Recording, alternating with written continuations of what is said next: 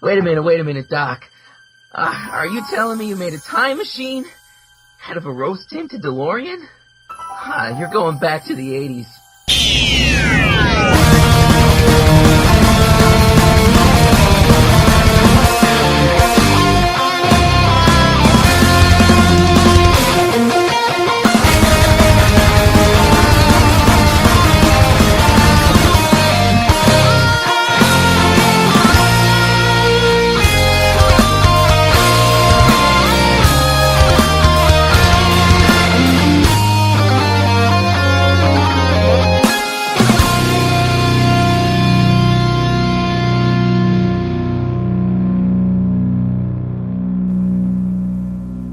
Hello and welcome to Back to the 80s, the podcast that travels back through time in a rose-tinted DeLorean, or in this case, a rose-tinted TARDIS, because this week we're talking some 80s Doctor Who, but we'll get onto that in just a second. We have two of the regular team here. Becca sadly no longer with us this week, but she will be back, I am reliably told by herself, next week, so that should be all fun and games. You can tell us why she's been off for the last 3 or 4 episodes, which is, yeah, cool. It is good news. It is good news. Nothing bad. It's just I'll let her tell that because it's her story. But we do have Paula. We do. Hello. And we do have Sam. Oh. Hello. How are you two? Yeah. Grand. There we go. I've just eaten. I found in Tesco. I like cheese. We all know I like cheese. Cheese is really amazing. Never heard. Oh, they had cheddar cheese with bits of silver skin onions in it. Well, that sounds like an acid reflux nightmare. Oh. As much as I like the sound of it, I can't eat that. That'd kill me. Really? That would actually literally just cause my stomach to just kill me for about 4 days. I can't. Well, I had your portion. Good stuff. I used to love things like cheese and onion pasties. And pasties in general. I can't really eat them because they just make me feel ill. Oh, that's crappy. Yep, I just get really bad acid reflux and then just crippled for about a day and a half with it. So so it's part of getting old, isn't it? That's what getting old is, people. It's not still fine with me at the moment. it's not losing your marbles and shitting yourself in a nappy, as they would have you believe. What it is the inability to eat anything that's cheese and onion based. So is there anything that is still worth it? That makes you feel rubbish? It's all worth you'd it. Still do it. Most food, to be fair. But yeah, cheese and onion, anything cheese and onion I love, but can't really eat. And tuna sandwiches even, that just hit me. So it's getting old's fun, guys. It's all fun, but there you go. So at least you enjoyed your cheese and onion. I did. I know they do cheese with chili bits, like jalapenos in it and stuff. Oh, so that's too much for me. It's quite nice. I like that. I can eat that, conversely. So you can eat cheese with chili peppers. Yep. Doesn't give you acid reflux. Fine, absolutely fine. But anything onions, no. It kills me as well because I love things like onion marmalade. I love it. Oh, onion marmalade is the best thing in the world. Because we went out last Saturday to the local pub for a meal, date night, and we decided for the starter we're going to have boxed camembert with loads of nice bread. And they did marmalade with that as well, like an onion marmalade. So it's like camembert, dipping the camembert. That's amazing.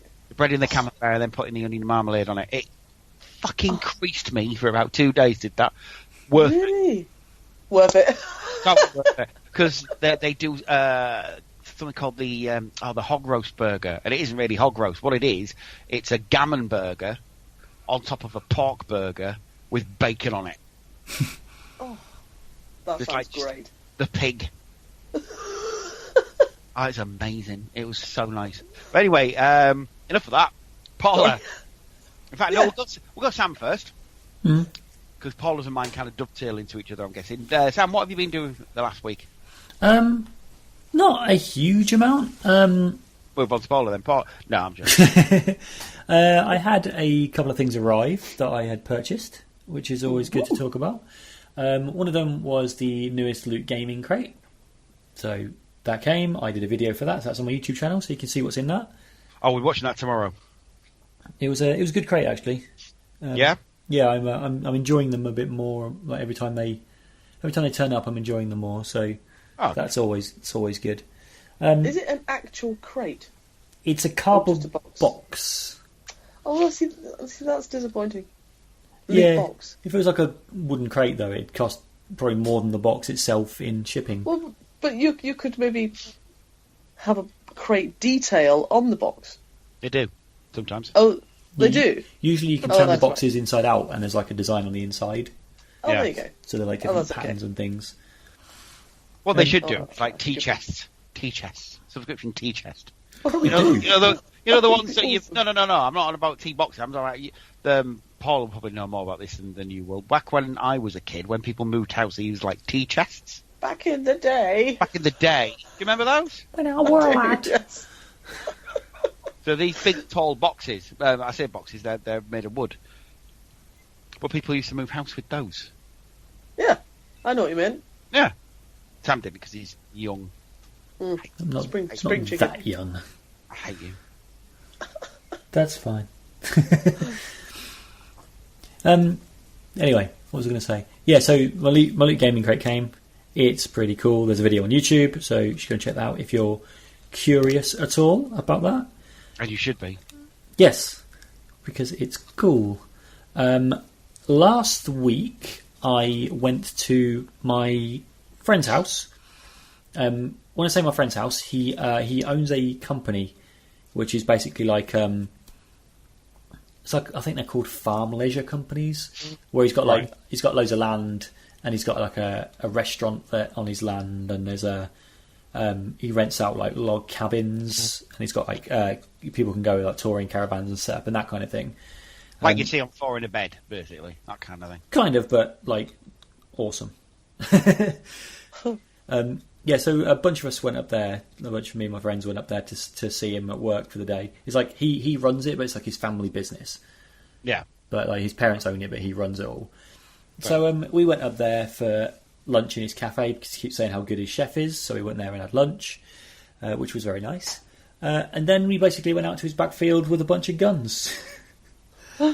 Yeah, that sounds really dodgy. We basically had like proper, because he's a properly trained like groundskeeper, like properly licensed and stuff, and he's got like entertainment licenses because they sometimes have like shooting events and stuff there. So me and my friends had a bunch of shooting lessons, which was pretty Fair cool. enough. What fun! What gun did you have? Well, we started with a I don't know what it was. It was like a 5 caliber rifle. Okay. With like a magnoscopic, that's the right word, like sight and stuff on there. So we were shooting targets and stuff through the sky. So we did it like standing up, and then we did them prone, so we were lying down with the stand and stuff, shooting these targets. And then he, because his license, he can only have one gun out at a time, so we were like sharing this gun. And then he went and put that back, and then came out with a 12 gauge shotgun. So we were just how's your shoulder? It's not too bad actually. It wasn't as bad as I thought it was going to be. I was quite scared because I thought I was going to be knocked on my arse, but I was all right. But yeah, it was just really good fun. We didn't want to shoot the targets with the shotgun because we would have just obliterated them. Yeah, so we basically we got some water bottles and we were just like throwing up in the air and trying to hit them with the shotgun. Only one of my friends managed to do it, which is pretty cool. In 2 shots, he one of them he took the label off the bottle. I don't entirely know how he did that with a shotgun. And then the next one he like hit the bottle and obviously blew it to pieces. But yeah, it was just a really good, fun day with my friend teaching us how to fire dangerous weapons. Awesome. That sounds fun. Yeah, it was really fun actually. We're considering going up there. We were going to go up this week, but we decided not to. But like my friends were just like, we need to go back. We need to go back up and see my friend James. And see James and do some shooting. So I think it might be a thing we do semi-regularly now. So that's kind of cool. Something else I bought. Sorry. No, go on. No, I was just going to say there are plenty of shooting clubs that you can join, which actually are quite reasonable. So if you can't always go there, because there's a couple of friends at work that are a member of a shooting club. So, there's a miniature rifle club in Kettering, but I don't know what the membership fees and stuff are for it, and if you need to have your own guns or if you can sort of rent them there or whatever. I'm not sure. I've never been. It's like a members only thing. I think you have to be invited by somebody. Okay. It's kind of like a working men's club, but with a rifle range in it. It's very bizarre. So I could possibly look into that at some point. I think my uncle's a member. Oh, there you go. But it was really good fun, and I'm actually quite a good shot. Nice. The guys I went with were guys from football, so they're all kind of like trying to out-masculine each other and be the alpha of the group kind of Blokes. thing. Yeah, Blokey, be like bloke, blokey bloke, bants, bloke. And the fact that I'm always really quiet at football, so I just let them get on with it and just like play football. But the fact that I was the best shot, I did better than all of them. I think I earned a bit of respect, so that was pretty cool. Nice. Yeah, I was the only one. I was the only one who hit the. I hit the bullseye. The only person who hit the bullseye, and we did. We got bottles of water and added washing up liquid and like shook them up like crazy. So if you would have took the lid off, it would have the foam would have gone everywhere. So we set those up to shoot, and I was the only one that hit that. So that was pretty cool. Nice. Yeah, so that was cool. And then so my loot crate arrived this week. And another thing I arrived this week that I bought from our friend of the show, Ian Pyatt. Never heard of him. Exactly. I bought a Transformers Masterpiece Star Saber. Ah, yes, I saw that. Not a big fan of Star Saber as a character. Well, to be fair, there is no character. Yeah, he's a bit. In the comics, really. he has a bit of a character, but in Victory, the Japanese series, he is basically Japanese stereotype hero. Yep. Therefore, he has no character. I am good and good leader, etc. Yeah, that's literally exactly. it. That's pretty much it. But the Masterpiece toy is really good. Yeah, I've sort of toyed with the idea of getting that, and I might do one day when I have a bit more money. But yeah, it does look like a good toy. It's really big as well. I think it's bigger than the MP1 Optimus Prime. Yeah, and that's a big toy. Quite big. Yeah, he's bigger than that, and he's really chunky as well. So he feels there's more heft to him. And his robot mode is awesome, and obviously he breaks down into his saber mode as well, so he can have the it was Breast Force, wasn't he? Yes. No, Brainmaster. Brainmaster. I know it's something like that. I'm sorry, did you say Breast Force? There is there's a team in Japanese Transformers called Breast Force. Because their chests transformed to little helpers. Yeah. So it's BRE. Two little helpers. Yep. Awesome. Okay. You can make this stuff up. Grow up. So I can't. Japan in no the intention 80s. of doing so. I tried that. There's nothing dirty or sexual about Breast Force, just like there isn't about the Anus Force that they had as well. And then there were Cockmasters on the Autobot side. Cockmasters. How dare you? And the famous Team Vag. Fabulous. Anyway, obviously he splits down so you can have the base mode, and you can have Saber as a character with his Brainmaster gimmick and stuff as well, and you get a really super teeny tiny Saber as well for the gimmick. Yeah, and he's smaller than a Titan Master Headmaster. All right, and they're like teeny. Yeah, he's like almost just under 2/3 of the size. Yeah, so he's proper tiny, and you would probably lose him if you didn't make sure he's always either in jet mode in him or in the chest cavity of the bigger Saber figure. The only thing I don't really like about it, but it's more a complaint about Star Saber than it is about the toy, is what the hell is his out mode? Massive jet. It's a jet that kind of clips into a thing. Well, that's his trailer, isn't it? It's effectively Optimus Prime's trailer. It's the V-Star, it's called, and it's basically his jet is just a normal Earthbound jet, and the V-Star, when he clips into that, is basically, the Jedi Interceptors, which had to click into something else to become hyperspace vehicles. that. It's effectively that. But it's shit. Well, it's 1989 Japan, so Yeah. what do you expect, you know? This is when mechs and mecha and robotechy stuff was sort of the order of the day, so it's not meant to make sense, it's just big vehicle transforms to bigger vehicle. Powerful, more power, bigger, woo. But, Like Power Master Optimus Prime, effectively, isn't it? but he is a cool toy, and just the robot mode alone, not when you've got it all combined into Star Saver mode, is just so cool.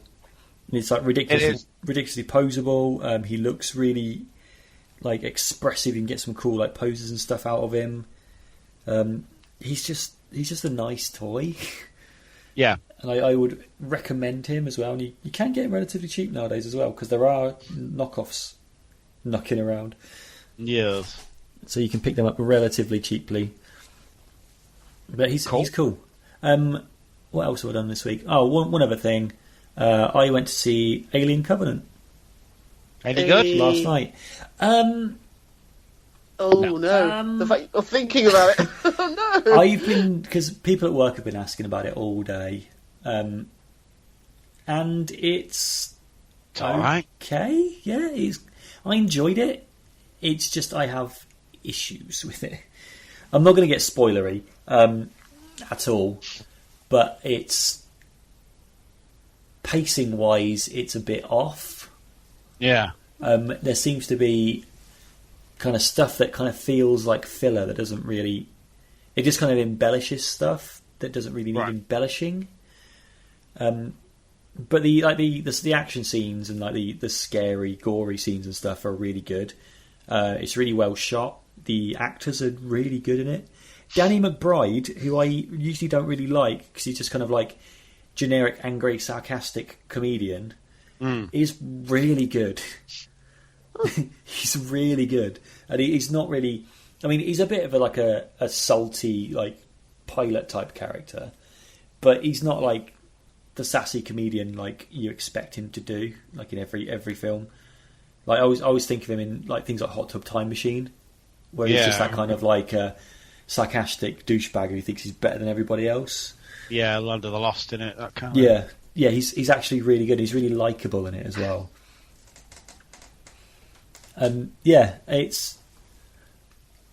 It's okay. I think me and Kaz were talking last night, and she wanted to sleep on it before she made like a proper decision, sort of to how she liked it. And I think personally, it's a high 6 or a low 7. Ooh. So it's okay.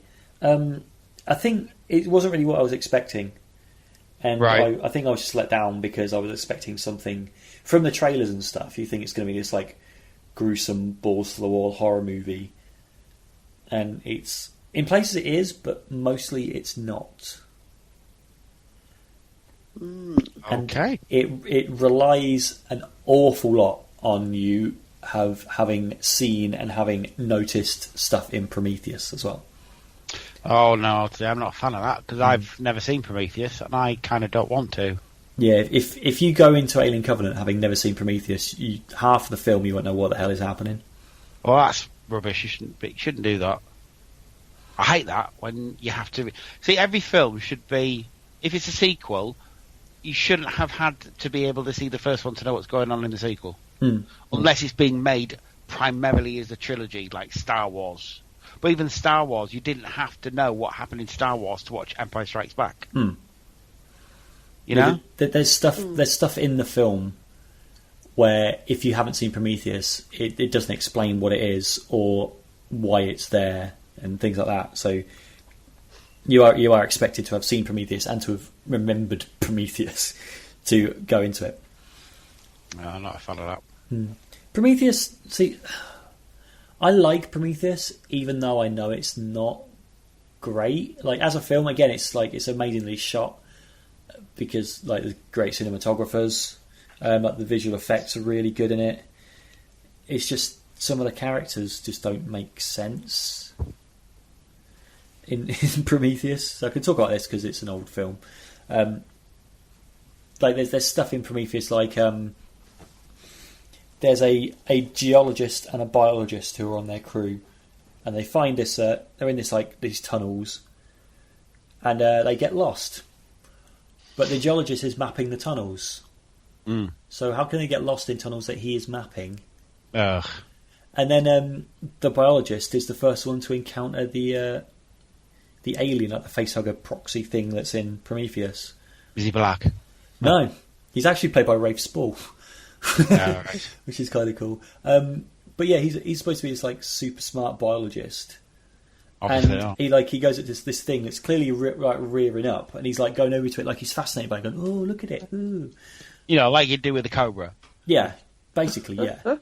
And these things look like cobras as well. They're like headless cobras. Yeah. So there's stuff like that in Prometheus where it's just like, no, that's really stupid. But then some of the stuff in it that's really good. So there's a bit of a play-off where Covenant doesn't really have anything that's stupid. It just has stuff that drags. Right. Like stuff, say without spoiling anything, stuff that just goes on for a bit longer than it should, where they go into too much depth where they don't really need to. Yeah. Yeah. But I'd say if you're interested in it, I'd say it's worth watching.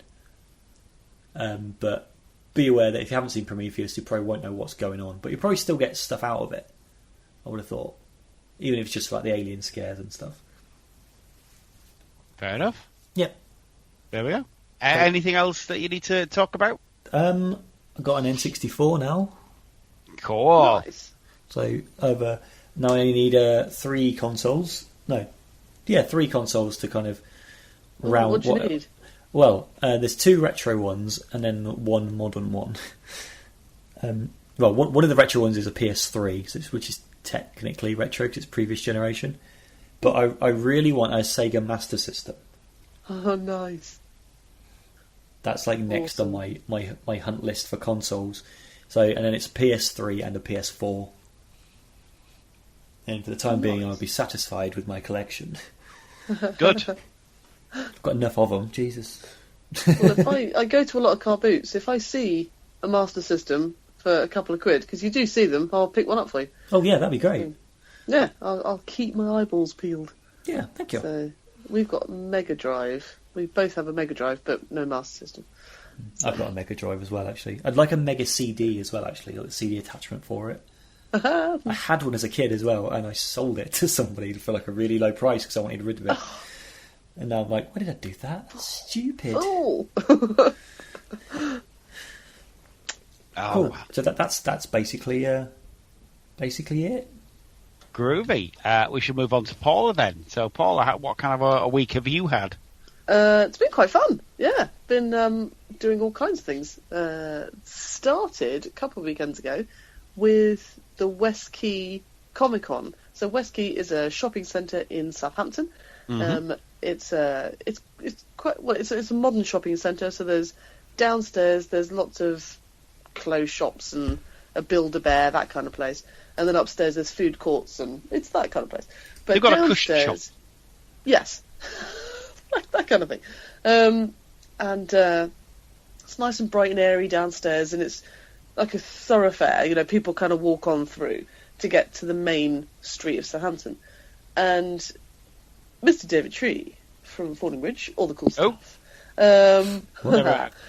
He runs the Comic-Con at West Quay. He does about 3 a year, and it's quite small, but it's free to enter because it's basically downstairs in West Quay. It's just in the open bit in the middle, and he has different stalls and comic vendors and all kinds of people selling stuff, plus a few people from TV to do signings and things like that. It's really, really good, and it covers the whole weekend.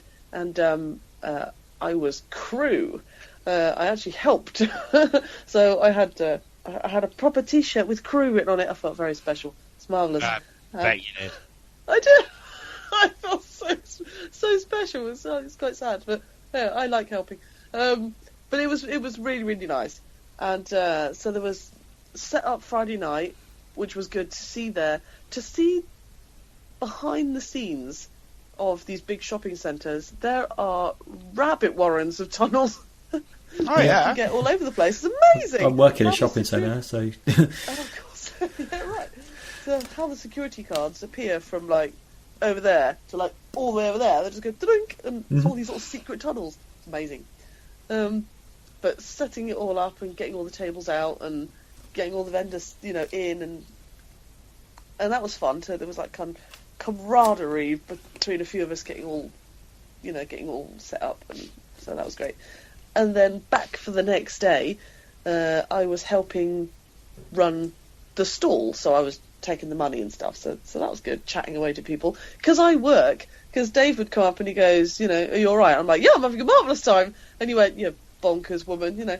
And I'm like, but I work in an office. I mean, I know there are loads of other people and I do get up and do things, but I'm in a little office completely by myself. And I'm like, there's loads of people here. Hello.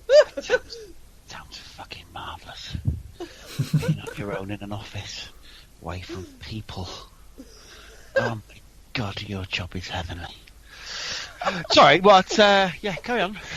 So that was great. The next day, I was down as a helper to one of the people that were doing autographs, and he was a lovely guy called John Davey, and he is from Doctor Who, of all things. And he joined Doctor Who in 2012, and he plays basically all the monsters. He's Daleks and Cybermen and Jadoon and the Ood, and obviously there's lots of actors that play them, but he's done the BBC proms when the Doctor Who was there, and so amazing. So I sat next to him all day, taking the money for the people coming up and getting autographs, and then so they could just talk to him rather than having to deal with the money. But you know, during the quiet times, we're just nattering away about what it's like, you know. And he played the Whisper Men from Doctor Who, so that was amazing. Seeing all that was great. I did really enjoy that. Yeah, and then the next day I was helping with the photo shoot sessions. So you had a group of costumers called the Angel Costumers, Angel Cosplay. That's it. And there's about a group of about 6 of them, and they've got Iron Man costumes and Batman and Spider-Man, but really good costumes. And they sit and they're in a little area where you can come up, put a donation in a bucket, and have your picture taken. And so I was helping with that, and damn, that was fun, because you'd get people come up and, like, you know, a typical little family, you know, so you've got like a woman or a man, whatever, pushing their son, going, go on, go and have your picture. And the kid's like, no. And I'm like, go on. And they go on. And I'm like, I'll take the picture for you, and you can go in as well. And they're like, oh, I'm not going in. Well, if you're pushing your son, you could get in as well. So that was great, pushing people, go on. And they'd go in and have fun. And yeah, I really enjoyed that. But it was a great, sorry, I'm blithering on. But it was a really good con, and do try and make it, if you're anywhere near the area, it's worth coming down. Yeah. I want to. It's you know, finding a town when it's on, and I'll be in Southampton, because we do go to Southampton. Yeah, well, I mean, we don't have a spare, but well, we do have spare bedrooms, but it's full of toys. But you are more than welcome to have the floor. Right. So, to come and stay with us on the floor. Brilliant. We've got an air mattress. Does that count? I suppose. But it's grand. Then the next weekend, that was very exciting. I don't see why. Well, we didn't unfortunately get to come and see you. Sorry about that. I sadly was rotated on the day after, and you were ill, so it's like poop. Oh well. I had the bug that absolutely kicked the poop out of me. I mean, not literally, but what I had, I think. So it just really wore me down. Yeah. I'm really, to be honest, only now feeling I've got my energy back. You know, it's taken a couple of weeks. Jeez. Oh yeah. If it's the same one I had, I'm not surprised, because it took me about 3 or 4 weeks to get over it. Yeah, it's just horrid. Oh, the worst. And the cough hangs around as well for ages. Oh my God, the nasty thing, but yeah, nasty. But yeah, sadly, not this time. But we've got a whole summer. Whole summer. Absolutely. And you know, it's not like our spare bedroom here is going anyway. See, I offer you a spare bedroom with a double bed in it, not the fucking floor, Sewell. Well, our spare bedroom is full of toys. I apologise for nothing. Yeah. Horrible. It's amazing. I suppose it's just bad people. It's not your fault. But yeah, so we went up to the Doctor Who exhibition. Yeah, you did. Oh, so cool! Just going around, because I've now seen more Doctor Who. Because the first time we went, I hadn't really seen very much. We'd only just started watching the classics, so I only recognised really. I mean, obviously everybody recognises Daleks and Cybermen and things like that, but the new stuff. But none of the old monsters, and they're like the classics corner. They had Daleks in the 60s. Oh yeah. I mean, wow! And, well, they've got this thing at the moment where there's a team of people who are trying to reconstruct the old monsters. It does explain at the exhibition, the experience that they are trying to do that. But the Daleks they've got now, I remember this. What you saw is relatively new. Last time I was there a couple of years ago, none of that stuff was there. Really? Davros wasn't there. You know, Davros with all the cables. That was so cool. From the Magician's Apprentice and which is familiar, I think it is, yeah. And then you've got sort of the lineup of Daleks as well, don't you? That you've got to go. So they've got special weapons and all that. They didn't have those last time I was there. So it's sadly it's at the end of its life is the exhibition because the lease is up on the actual land and they don't know when they're closing. I was talking to one of the guys there. They don't know when they're closing. It's any time soon. Yeah, isn't that sad? I mean, on the website you can book tickets to the end of May and then it stops. You can't then book online. Yeah, because they don't know. Yeah. If it's going to be there. It's proper sad. So anyone listening, get down there quick. It's worth it. Absolutely. But, I mean, I was super excited to see from the classics. They had the giant robot. Yeah. That's a Kettlewell's robot. Oh, I let out a little squeak. Because I loved that. I absolutely loved that story. And seeing it right there, it's bigger than I thought. Oh, it's massive. Oh, it's beautiful. It's so beautiful. And one of the Yetis was there, and I think the Yeti was the oldest screen prop that the BBC has, you know? Yeah. One of the Yetis, 1960 something. Just incredible. Absolutely awesome. And went down in the shop, as you do, you know, everyone's got to have a shop. And I decided to buy a Titans, you know, mini figure, boxed figure. Because I thought it'd be fun to get something like that. So, and I got, and I'll never buy another one because it was the one I wanted. It's the Doctor with the, for God's sake, Paula, get your words out. It's David Tennant after he's just regenerated and he's just fought the ship. Not the whole ship, but he's just had his hand cut off and he's in his pyjamas and he's got a sword. Cool. One where it's awesome. Cuts that fella's hand off. Yes, it is like, it's my fighting hand. Yeah, I'm super, super pleased with it. So that was great. I really enjoyed it. And then I'm almost finished. And then the next day... Sycorax, there you go. I know. I was trying to say Jadoon, but I'm like, that's not right. No, Jadoon of the police. Yeah, I know. Space Rozzers. The Space Rozzers. Space Rozzers. But yeah, I couldn't get the bloody word. Sycorax. So the next day, we had like another con. It's been con crazy. It's been great. Farthest From, which is another Mr. David Tree. He does a vintage Star Wars show, which I've talked about a lot in Fordingbridge and in Town Hall. It's great. Do go if you can.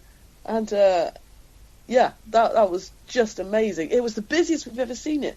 Loads and loads, not just on the outside of the hall, on the inside as well. So it was packed. And there was a particular stall which, well, I went in, okay. I thought, right, I'm not going to spend very much. I'm going to get £10 out of the cash point, and that's it. I'm going to be good. I always buy a Kubrick's figure from the same guy. I think, looking at his stock, it's only me that ever buys them. I always buy one every time. So I'm like, I'm just going to buy one of those and maybe dig in a box and have a figure, and that'll do. Well, then I just happened to walk past a stall where a guy makes helmets out of fiberglass, and they are just beautiful. Oh yeah. And I looked on the shelf, and they had a Biker Scout helmet, but it had like battle damage, and I'm like, that's a shame. I thought to myself, because if he had one that was clean, you know, I'd look at that and seriously want to buy it. Oh, And he went, oh, like this one. And just under the one with battle damage, it was beautiful. And it was just, I mean, I'm saving up to buy the Biker Scout armour, because I want to cosplay as a Biker Scout. I just think that would be tremendous. I think that would be so much fun. Well, Biker Scouts are pretty cool. Oh, they're awesome. I like they're the best. Absolutely. But I've got loads of different size Biker Scouts all on the shelf in the toy room. Yeah, so I really want to do it, but like the armour's like 500 quid. It's really expensive. Oh yeah, so I'm saving. I'm saving up. Put it together yourself as well. Absolutely. I would never trust myself to do that. Spend 500 quid and I'd fuck it up immediately. Oh, I've got some very good friends that have done it already.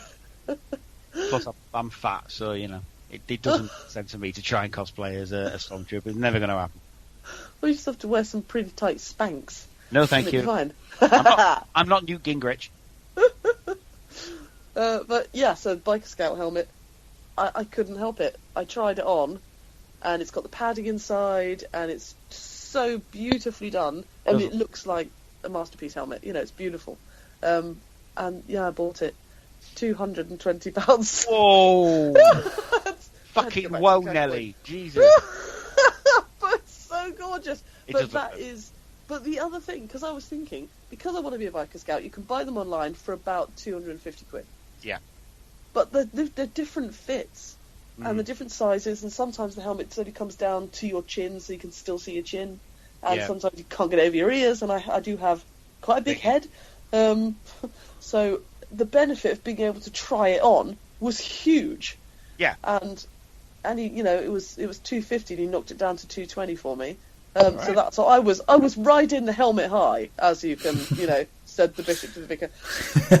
And then they just so happened, next to the Biker Scout, they had the Royal Guard helmet. And I said to Andrew, oh, you'd make an amazing Royal Guard, which I've said to him before, and we've agreed. Oh, no. He would make an awesome Royal Guard. He tried it on. We bought that one too. Pushed it. It's just so unbelievably awesome. And so, yeah, it's great. So, if you're friends with us on Facebook, check it out. There's pictures of us. I will hunt it out and I'll put them on the back to the AT so you can see. So I'm posing very stupidly with my Biker Scout helmet on. Oh, it was amazing. Oh, and I must tell you, Glenn, Andrew said to say something that he bought, which is completely your fault, apparently. Nothing to do with me. He bought a box G.I. Joe septic tank. Yeah, he did. And because I've got it here in front of me, so I wouldn't forget to mention it. So, yeah. So there you go. So he blames you completely. Nothing to do with me. Apparently, as a kid, he was quite disappointed that it doesn't actually fire goo like it shows on the box. Yeah, well, I'm sure there are sites you can go, like Shapeways and that, where you can buy things like that. I'm sure somebody's modded it. Yeah, probably. So you can buy, do slime and stuff like that. Because slime was a big thing in the early 90s with toys. So I'm surprised they never did that either, but they didn't. But yeah, I agree with you. Andrew would make a very, very good Royal Guard. He's tall enough. Yes, absolutely. Yeah. So we did have a bit of a photo shoot. Well, I mean, I'm gonna. Slippery slope. Yeah. I know. You'll both be joining the 501st soon. Oh no! Have you seen like so anal the things that you need, and the things that you know? Oh, you have to have. The helmets we bought wouldn't be 501st approved. Probably not. No, they're not. Which nothing is ever is ridiculous. That I mean, it's Anyway, so that's far too serious for me. It's fun, and I'm already a member of a thing called Phoenix Command. So that's they're called Icons now. We changed it. So yeah, and people getting dressed up, and I'm a member of them with She-Ra, and so it's great. It's just really good fun, you know. What good fun? I said that a lot. Such fun. Such fun. Well, do you know? I listened back because I couldn't remember how much I talked about the last time I was on because I've got a brain like a fish. I just listened to, the podcast that's just gone up, the Dimension Jump. I say such fun a lot. I hadn't noticed, and you're in the background going such fun. I didn't even notice. Because you're Miranda's mother. That's why. Yes. Well, I was in mid flow, so I didn't even notice. Yeah. So I'm really conscious now that I say such fun a lot.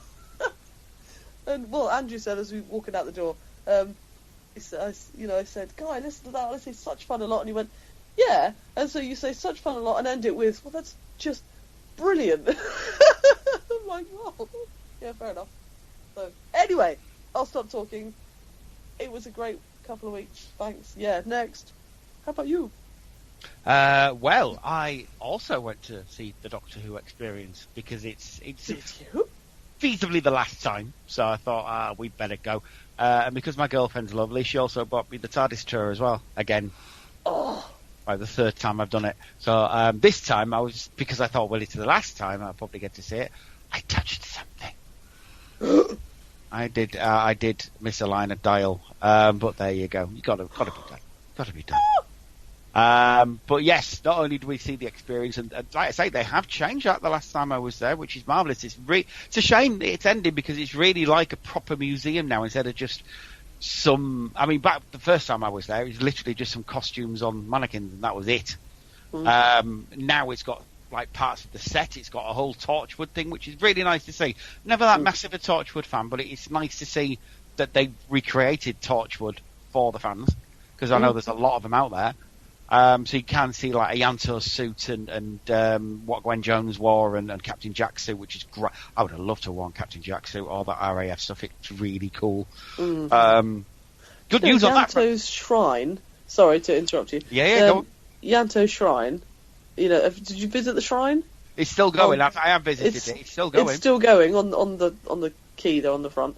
But it's now. We just got out of the car park, which is, about quarter of an hour, 10 minutes walk from there, and on the sign, the typical car park sign of you are here and look at all the attractions. These are where all the bars are and all the restaurants. Oh, and Yanto's Shrine's there. It's on the sign. Yep. It's awesome. Everybody loves a Yanto. But yeah, it was cool to see sort of all that stuff, and like I say, Captain Jack's suit is pretty cool. But yeah, they've got like a whole classic. I like the fact that they've got a whole classic section. So they've got all the new Who stuff, the modern Who, and they've got all the old stuff. So like an old crusty like me can look at the Yeti, as you said, and Professor Kettlewell's robot, and the old Davros, Terry Malloy's Davros.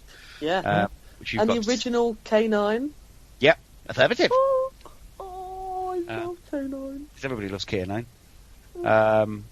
I've been watching quite a lot of Tom Baker's stuff since the stuff with Romana that you've got to get to. Yeah, I haven't got that yet. K9 is so cool. I mean, I could completely remember why I loved him so much in the 70s and the early 80s. Because as a kid, I sort of like my earliest memory is of Doctor Who. My earliest ever memory is of that, and then K9 is sort of intrinsically involved in that as well. And it's like, I loved K9 so much as a kid. I only know K9 because of the Sarah Jane Adventures. Yeah. So, and he's in that. Well, I'm excited for you. You've got all that stuff to come. You will fall in love with K9 through all that stuff. Saw the experience, great stuff, old stuff there that I love, the new stuff. They have things like Special Weapons Dalek, which you've yet to see, which is marvellous. I love the Special Weapons Dalek. And all the old 60s and 70s Daleks as well. They were cool. And they've also got one of the new ones. I think they've got the Supreme, the White Dalek Supreme there, haven't they? So I want one. I like the Power Rangers Daleks. I really like them. I don't care what anybody says. I love them. I thought they were great in 2010, and I like them now. So fuck yeah if you don't like them. Did the TARDIS tour, which was a lot more involved this time than last time. Last time it was basically, there's the TARDIS, have a look around, right, go on, fuck off. So what do you get to do? Well, like I say, beforehand, you can't touch anything. You're not allowed to. I did, but you're not allowed to touch anything, right? So you go in, and you're allowed to have a look around the areas that are sealed off, which is most of it, to be fair. So you get to look around the console, and the thing I love about it is that you get to see all the little details, because everything, right, number one, every single button on that does something, lights something up, right? So it's been wired in. Every little dial, every little button, you press it and something will happen. Nice. Which is great. The other thing I love about it is everything. There are tiny little numbers on all the dials. There are little words telling you what the little dials and the switches do. Stuff that you will never see on the TV show. Yeah. Because it's too much detail, right? But they love it so much that the art department's done all this stuff. And it's so good. It's so amazing. And I love things like that because I've been on a few TV sets, and sometimes you can tell that the program creators don't really give a toss about the program because there's not much detail there. But it's like things with Friends. I love the stories of the Friends set. The fact that they had pictures. They took pictures every time they redid the set, so that everything had to be in the right place in the same place, and there was a reason for everything being there. So Monica would always only buy this brand of thing. And there was a reason for that, because she liked that, or it was something that she had in the past. And as the series progressed, things would build up in the sets of things they acquired or bought, or things they decided that they liked in another episode. So if Joey said he liked a certain type of sandwich, you'd see that type of sandwich pop up a lot in the set. Nice. And it's the same with Doctor Who. You can tell that they care about that. And like I say, world building. Exactly. They also had his guitar there as well. It's his guitar. He picked it out. And one of the things I like about it, he's got his amp there as well, his vacuum amp. And the company that made it is Magpie Electricals. So they're still, even after all these years, I mean, it's like 10 years since that episode was on. 11 years, sorry, since The Wire popped up. The Idiot's Lantern it appeared on, but it was Mr. Magpie's TV show. And yeah, that company is still in the Doctor Who universe, which is great. Yeah. But like I say, last time I was there, you basically got to have a look around, take as many pictures as you like, and that was it. Well, the difference this time, the girl who was running the show is also a runner on the show. Oh. So she actually works with she's Peter Capaldi's basically his runner. Oh, that's amazing. She was telling us stories of how the show gets made, and the fact that Capaldi will spend like half an hour in the TARDIS alone before they start shooting any scenes. Oh, and he'll play proper nerd. He plays his guitar. He starts messing around with the TARDIS console, getting into character and all that. And I'm thinking, this is amazing. He's just like what I would do. But yeah, he just sits down, plays his guitar, and starts messing around with the console, and just sort of generally getting into character before he starts doing any scenes, which is amazing. But all little stories like that, and it's really good that you get in some context. You know, and she was saying, where you're standing, Matt Lucas was standing there not so long back, and Pearl Mackie sort of hangs about the TARDIS set as well. So it's really cool. Plus, you get to stand in the TARDIS prop they use when they're coming out of the TARDIS. My girlfriend did take a picture of that, me coming out of there with my long Doctor Who scarf and everything, because I kind of low-key cosplayed as the Doctor for the day, because I'm a nerd. Awesome. But there you go. So yeah, that was really cool. And if you do get a chance to go on the TARDIS tour, they are still doing them. It's fun. It's nice to see where they film it. It's interesting. You get some interesting stories of what happens on set and that. And yeah, it's just in general very, very cool thing to do if you're interested in television at all.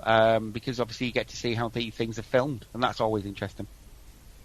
But yes, very cool. I did go to the shop afterwards as well. Obviously. Well, obviously. I did get myself the new sonic screwdriver. Hey.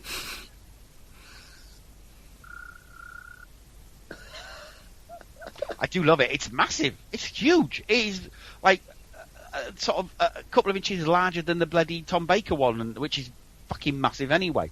But I do have a mug with them all in, as he does on the show now, which is really, nice. I'm a nerd. Bought the, they've started bringing out Mr. Men, Doctor Who stuff. Yes, we looked at those. And I did buy myself a mug and a coaster with Dr. Forth. Oh, brilliant! If I was going to buy one, that's what I would have bought too. Well, it's nice and it's nice and orange, and he's got his scarf, and he does look like Tom Baker. Yeah. But it's really cool. But they've got all of them coming out at the moment. They've got Doctor First, they've got Doctor 11, Doctor 12, and Doctor 4. But they are bringing out the whole thing. I do need the books as well, because two of my favourite things in life are Doctor Who and the Mr. Men. Oh, nice. And the best thing is they are actually written by Roger Hargreaves' son.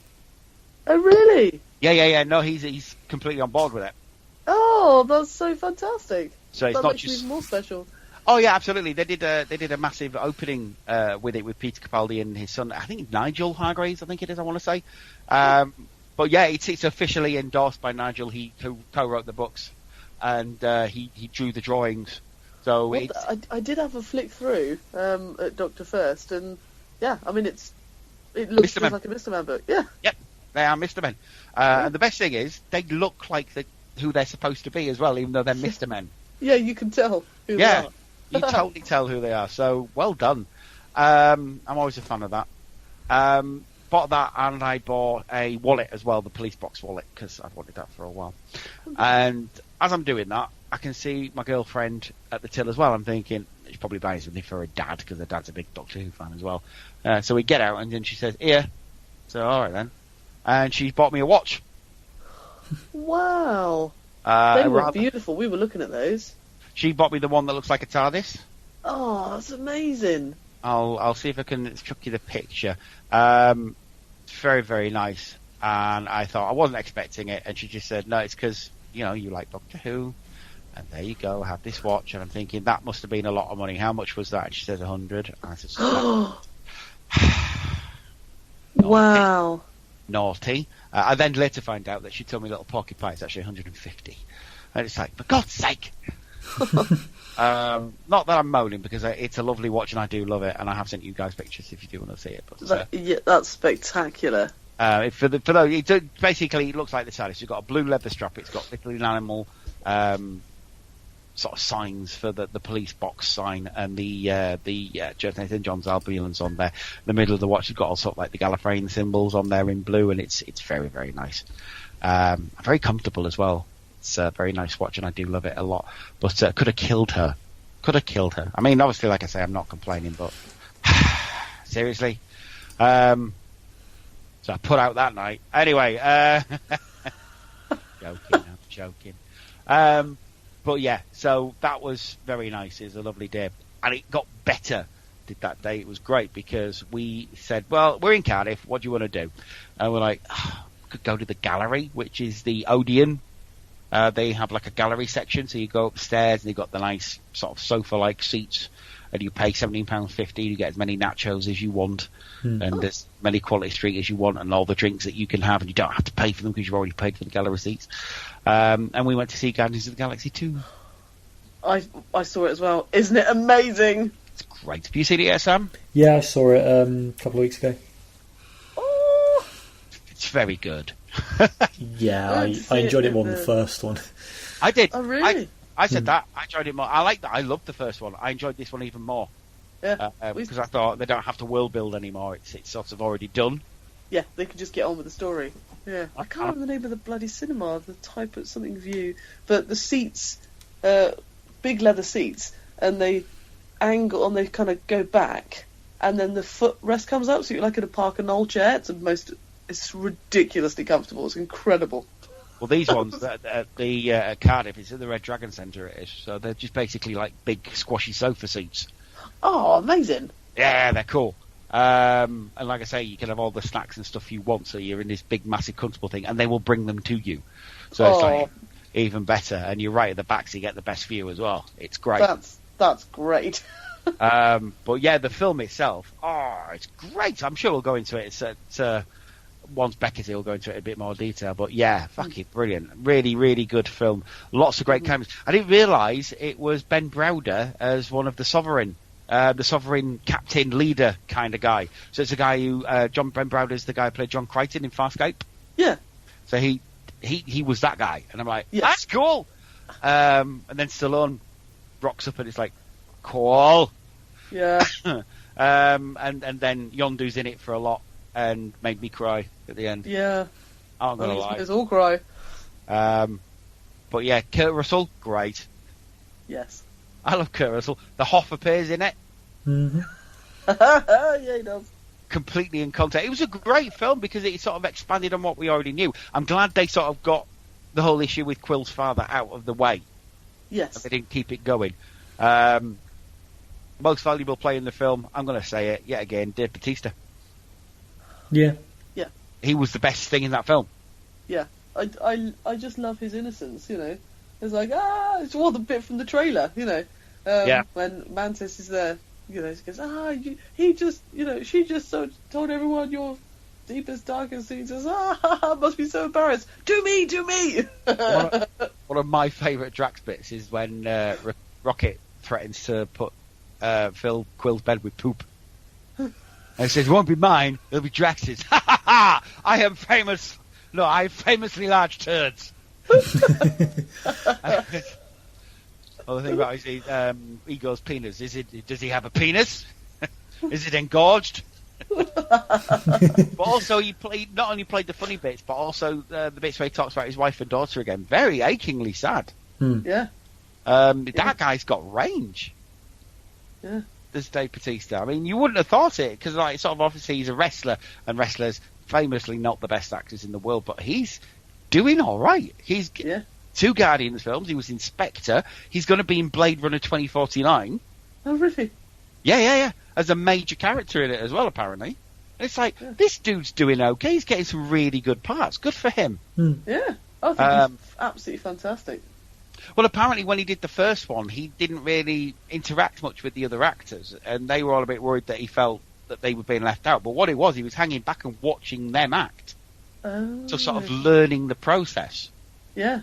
So rather than just go in and say, I'm the big wrestler and I'm a star, this, that, and the other, he actually really wants to be an actor, does Dave Bautista. He really wants to do a good job. So, yeah, apparently really, really, really good on set and everything. But so many good performances. Taserface as well. Oh. So I think they carried that joke on a bit too long, but the ultimate end of that joke was amazing when he said to the Sovereign, my name, make sure they remember my name is Taserface, and she started laughing as well. Yeah. That was a good payoff. I like that payoff. Yeah. Very, very good. And the music and group dancing right at the beginning. I love that. That was great. Yeah. That was brilliant. I really enjoyed that, especially Mr. Blue Sky as well, which is one of my favourite songs. So kind of really, really worked for me, that did. Oh, that was such a good, opening. Yes. Oh, it was great. Very quite old-fashioned as well to have all the credits at the start like that. But they did that with the first film as well. I think that's one of the things that James Gunn likes. He sort of likes a credit sequence at the start of the film, which I kind of like as well, if I'm being honest. What about all the post-credits scenes? Yeah, there was a lot. I like the fact that basically Stan Lee's a watcher. Yes, they're great. He's friends with the Watchers. Yeah, but that's why he's popping up in all the films. He's basically doing a mission for them, which is kind of clever. I do like that. And Teenage Groot. Teenage Groot, who's all emo and meh, whatever. Groot. You also got the original Guardians as well. The original Guardians lineup from the comics. Yes. Yeah, Andrew kept making little noises next to me. Going, I went like that when Ving Rhames popped up. I went, whoo! Ving Rhames! I love Ving Rhames! And Michelle Yeoh as well. I didn't realise that, I don't know what the character's name is, but the guy looked like he was made of ice. Yeah. So Michael Rosenbaum. Yeah. That's amazing. So Lex Luthor is now in the Marvel Universe. Yeah. Apparently they are going to try and push for a spin-off of the original Guardians as well. Really? At least have them in one of the next Guardians films, yeah. Thing is, though, they can do that because Guardians of the Galaxy isn't interconnected with any of the Marvel movies, so they can do what they want with those films. As long as they want, even when the Marvel Universe sort of dies a death and stops it, they can still keep making these films because they're not involved in the wider Marvel Universe, which is great. Yeah. And I have to say, probably one of my favourite Marvel films is this latest installment of Guardians of the Galaxy. Yeah, it's so much fun. It's just like a romp, isn't it? It takes you with it. You know, it's a full adventure. Yeah, it is. And I love the bits with Nebula and Gamora as well. Karen Gillan's great. She was really good in that film. She was. Karen Gillan. And Zoe Saldana. She's brilliant as Gamora. I especially like the girl fight they had because it wasn't all sexy and pillow fighting. It was proper smacking the crap out of each other. Yeah. Like sort of Gamora with that massive gun that fell off the ship. The ship. It's like, that's amazing. The fact that Nebula hated her so much, she flew a ship at her. Yeah. Knowing that she'd probably die anyway, but fuck it, worth it. I love Nebula. She was great. It was just great, but obviously Yondu. Oh, poor Yondu. The whole thing about, that line that got me was the fact that Ego was your father, but he sure as hell weren't your daddy. And it's like, oh no!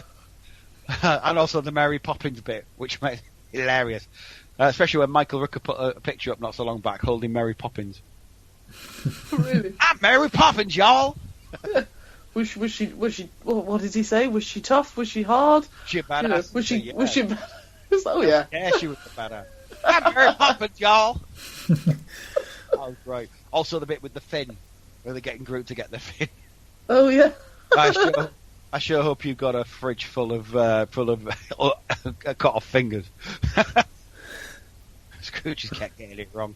It was great, brilliant. If you haven't seen it, go see it. Seriously, it's one of the best Marvel films, and it's only the start because we've got loads. If Ragnarok is half as much fun as that, and I think it will be, then it looks fun as Ragnarok. Yeah, it does. Yeah. Yes, I know that guy. He's a friend from work. Oh, come on. That makes me laugh every time. Brilliant. If that can be half as much fun, and I think it will be. I can also see the Guardians popping up in that at some point as well. Oh, really? It's got the look of Guardians. It's got the look of Guardians. The soundtrack helps, doesn't it, on the trailer? It's Zeppelin. To which somebody I know said, "Oh, the fucking was it an ancient band no one cares about anymore? What, Led Zeppelin?" Wow. Now, it kind of reminds me of my. I hate the Beatles, right? I don't like them. I think they're completely overrated. But I'm not stupid enough to say nobody cares about the Beatles. I understand if you don't like Led Zeppelin, not your sort of thing, but seriously, don't say that nobody cares about Led Zeppelin, because a lot of people do. And the fact that it fits. It's about Vikings. They're Vikings. Yeah. And also Kate Blanchett. A million times Kate Blanchett. That film. Oh, absolutely. Looking all gothy and stuff. I don't like Kate Blanchett at all in that way. Anyway, we'll move on. For the adverts this week, something a bit special. In the late 70s, Tom Baker and Alan Ward did a set of adverts for Prime Computers. Basically, they're Australian business computers. And we never saw them over here, even though I see on YouTube comments all the time, "Oh, I remember those adverts." No, you don't. They weren't shown over here. But they did a whole load of them where basically they're kind of implying that the Doctor and Romana are shagging. Because at the time, they were shagging. So, yeah, they're going to do a few Doctor Who-y type adverts. Because when we come back, we're going to be talking about Doctor Who in the 80s, all the political intrigue that went on, both behind the scenes and on the show itself. So, enjoy the ads. We'll be back in a minute. Stay with us. Thundercats will be back after this. Doctor, the universe is about to end. What? We need the orbital coordinates of 900 planets of the constellation of Castorberus in 17 seconds. 17 seconds. 16. Constellation of Castorberus in how many seconds? 11. Good interaction so far. 900 planets. 10. Excellent response. Come on, Doctor. 900 planets in how many seconds? 3. 3 seconds. 1 second, Doctor. 1 second. Well done, Prime. Prime computer. Not so loud. Prime computer. That's better.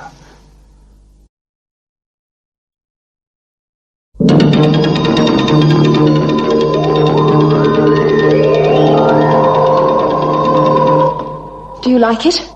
Do I like it? I love it. Is it really a Prime computer?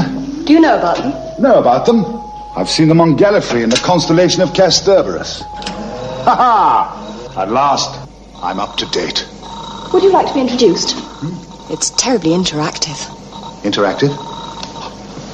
You mean immediate response? Immediate. Okay, Prime. How long's my scarf? Well, it's not that impressive. What? In 7 computer languages and 5 protocols? Protocols? Yes. That's how it talks to other computers. Talks to other computers. Well, of course it does. It's a Prime. You're going to be all right, kid.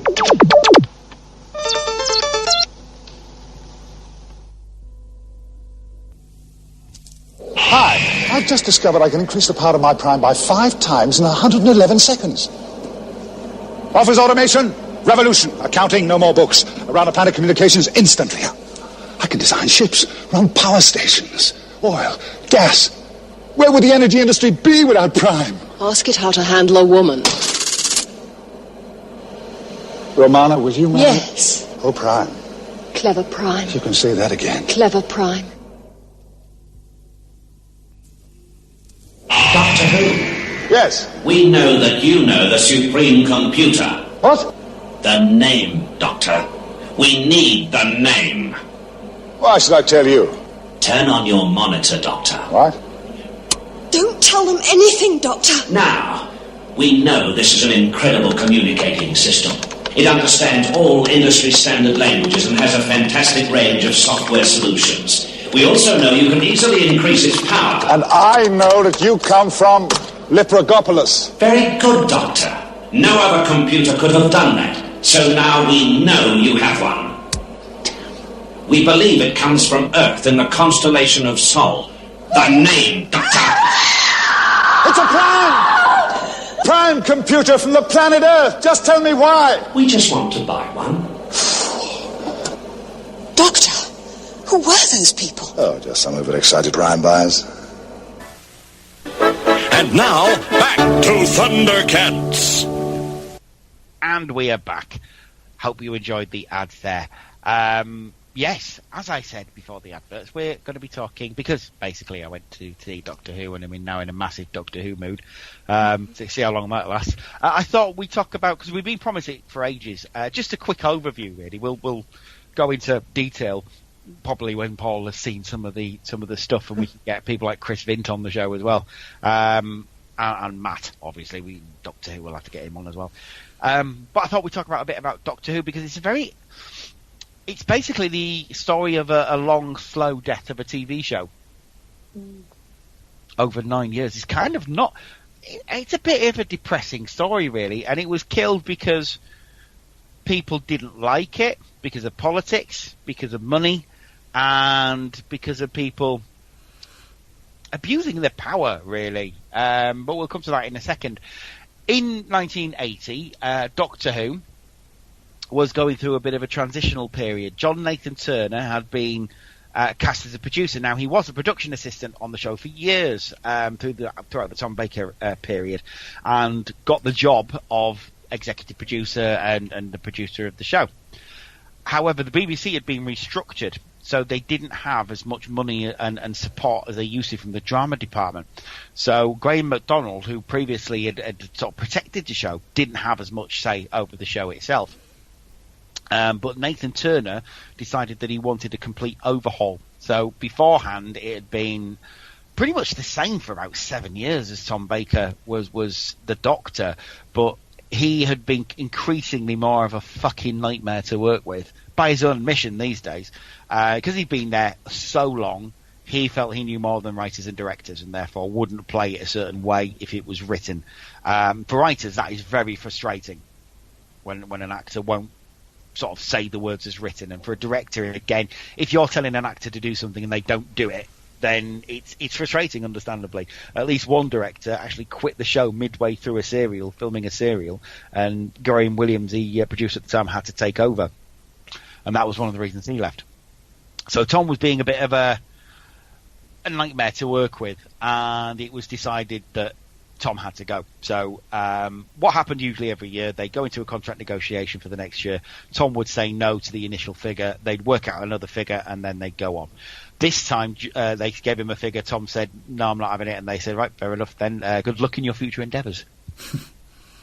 So they basically just didn't negotiate, and it was said that he would leave. To be fair, he wasn't that fussed. He was thinking of leaving anyway. So he says, who knows, it's such a long time ago. But Nathan Turner decided now that Tom was going, he'd cast his own Doctor, which he did. We'll come back to that in a second. He also wanted to change the music, which he did.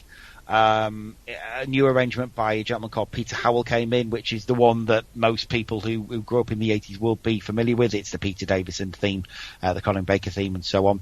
Very electronic. The one that David Tennant basically tried getting into his Doctor Who in his last season. He did ask for more guitar in there, and they did put a bit more electronic guitar. But that's the one that you'll find. Now, John Nathan Turner is a bit of a Jekyll and Hyde figure for most fans. We recognise that he did try and save the show on numerous occasions. We also recognise that he wasn't the nicest person in the world. For instance, Dudley Simpson, the guy who did the incidental music for Doctor Who for ages, like 10 years nearly, John Nathan Turner invited him to dinner and fired him over the starter. Wow. Yeah. He also in the 90s, when the show had finished, John Nathan Turner would say, I fought the show so much I would never have left it, blah, blah, blah. He tried to leave at least 3 times in the 80s. And basically, other people didn't want the job. And he therefore had to stay in the job, because if he didn't, he would have had to resign from the BBC completely. Because that's the way it worked back then. You couldn't just take another job in another department. He would have had to resign. But anyway, so yeah, he's a bit of a Jekyll and Hyde, bit of a figure. Also, there are accusations that have been around for years that he would, at conventions, pick up underage gay blokes with his partner and basically do them. When we say underage, the thing is, when we say underage, we don't mean paedophilia, because underage in the 80s was like anything under 21 for homosexuals. Wasn't the same as now, because obviously age of consent, heterosexual 16, age of consent 21 for homosexuals at that point. They did have a name for them. They called them doable barkers. Yeah, so much so you can actually buy T-shirts with that on. Which I don't know is in good taste or not, but yes, allegedly. Some people have said that he did this. Some people have said that he definitely didn't. No one will ever know. It's as simple as that. I wouldn't put it past him. Let's put it that way. And we can say that because you can't libel a dead man. So, yeah, the accusation is there that he would pick up young people at conventions and say, hello, my name's John Nathan Turner. Now, I would be lying if I said I didn't think this sort of shit went on to this day. With certain people at conventions, certain celebrities have been known or have been alleged to do this with young girls, especially in the anime community. I've heard stories. So this isn't the first time that would have happened. It certainly won't be the last. But like I say, nobody really knows. Anyway, Nathan Turner decided he was going to take the show in a completely different direction and had a new script editor called Christopher H. Bidmead, who is notorious in the fandom because Christopher H. Bidmead is really a journalist, and he's a quite respected journalist. He wrote for things like New Scientist, he wrote for things like the Daily Mail in the science section, that kind of thing. So he knew what he was talking about. He was friends with Douglas Adams, friends with Richard Dawkins, people like that. He wanted to take the series in a hard science direction, because if there's one thing that Doctor Who definitely is, it's scientifically accurate. Right? Yeah. Of course. Right. Course. Yeah. Timey-wimey, spacey, wazy. Of course. I mean, time travel, totally possible. Anyway, yeah. So Bidmead wanted to take it in a much more serious tone, put a lot more proper scientific discussion, and basically he made the show completely dry for a season. Just absolutely dry and humorless, and yeah, he's not well thought of in the fandom. He lasted less than a season before he walked, because it just wasn't. Everyone's going like boo everywhere he goes. It's great if you ever watch any, especially when that's a Keeper Traken era. Like Tom Baker, Doctor Who, if you look on the special features and the interviews and stuff, he's so bitter. So bitter. He's a bit less bitter than he used to be, but he's all like, there's a great story called State of Decay, which is written by Terence Dicks, who obviously you'll know Paula as being one of the best Doctor Who writers of the 70s. And Deadly Nation, that's the name I remember. That was 60s, wasn't it? Yeah, it was Terence Dicks worked on the John Pertwee era primarily. Okay. He wrote a lot of stuff for Tom Baker as well. One of the ones was State of Decay, which is a straight-up vampire story, basically. Bidmead hated this story because it wasn't scientific. Wanted to change it so much that the director, Peter Moffat, said, if you change it, I'm off. I'm leaving. I won't direct it. And in the end, just ignored Christopher H. Bidmead's directions and just directed it how he wanted to do it. But yeah, that's Bidmead. It had too much humour in it. It was too entertaining. Children won't like it.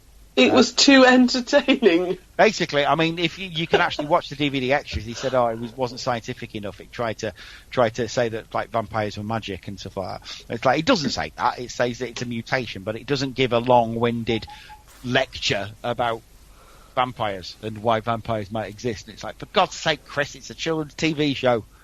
But it had developed. I mean, it started off, didn't it? Needing the only way they were able to do it was you have like a historical and educational story. Then you could have a fantasy story, but you have to you have to keep the educational content high. But that was gone. That was gone. That was past. That was like 15 years hence. Yeah. And it developed so much, it's changed so much. I'm only up to 1975, but it's so different to what it was back. Absolutely. Already. So, wow, how long had he been working on it to think that? Not long at all. Not long at all. And he didn't last long on it. You said he only lasted 18 months. Wow. About that, yeah. He was he's a bit of an ass, is Bidmead. But he thought he was doing the right thing, and it turned out he wasn't, because that season is not the best season of Doctor Who, sadly, and it's because of his influence. I mean, there are a couple of good stories that he wrote. One of them's Castrovalva. That's a really good story. But that's despite his scientific technobabble rubbish that's in there, not because of it. It's an adventure show. The Doctor actually explains stuff other than saying, "I'll explain later." I don't want an explanation. This is No. I don't care. Magic. Yeah.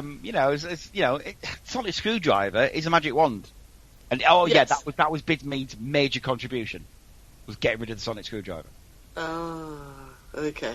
So that's why in the 80s he didn't have one, because he destroyed it. Basically, he hated it. But there you go. The other thing that was up against Doctor Who as well is the fact that ITV had bought in Buck Rogers in the 25th Century and was putting it on at the same time as Doctor Who was on.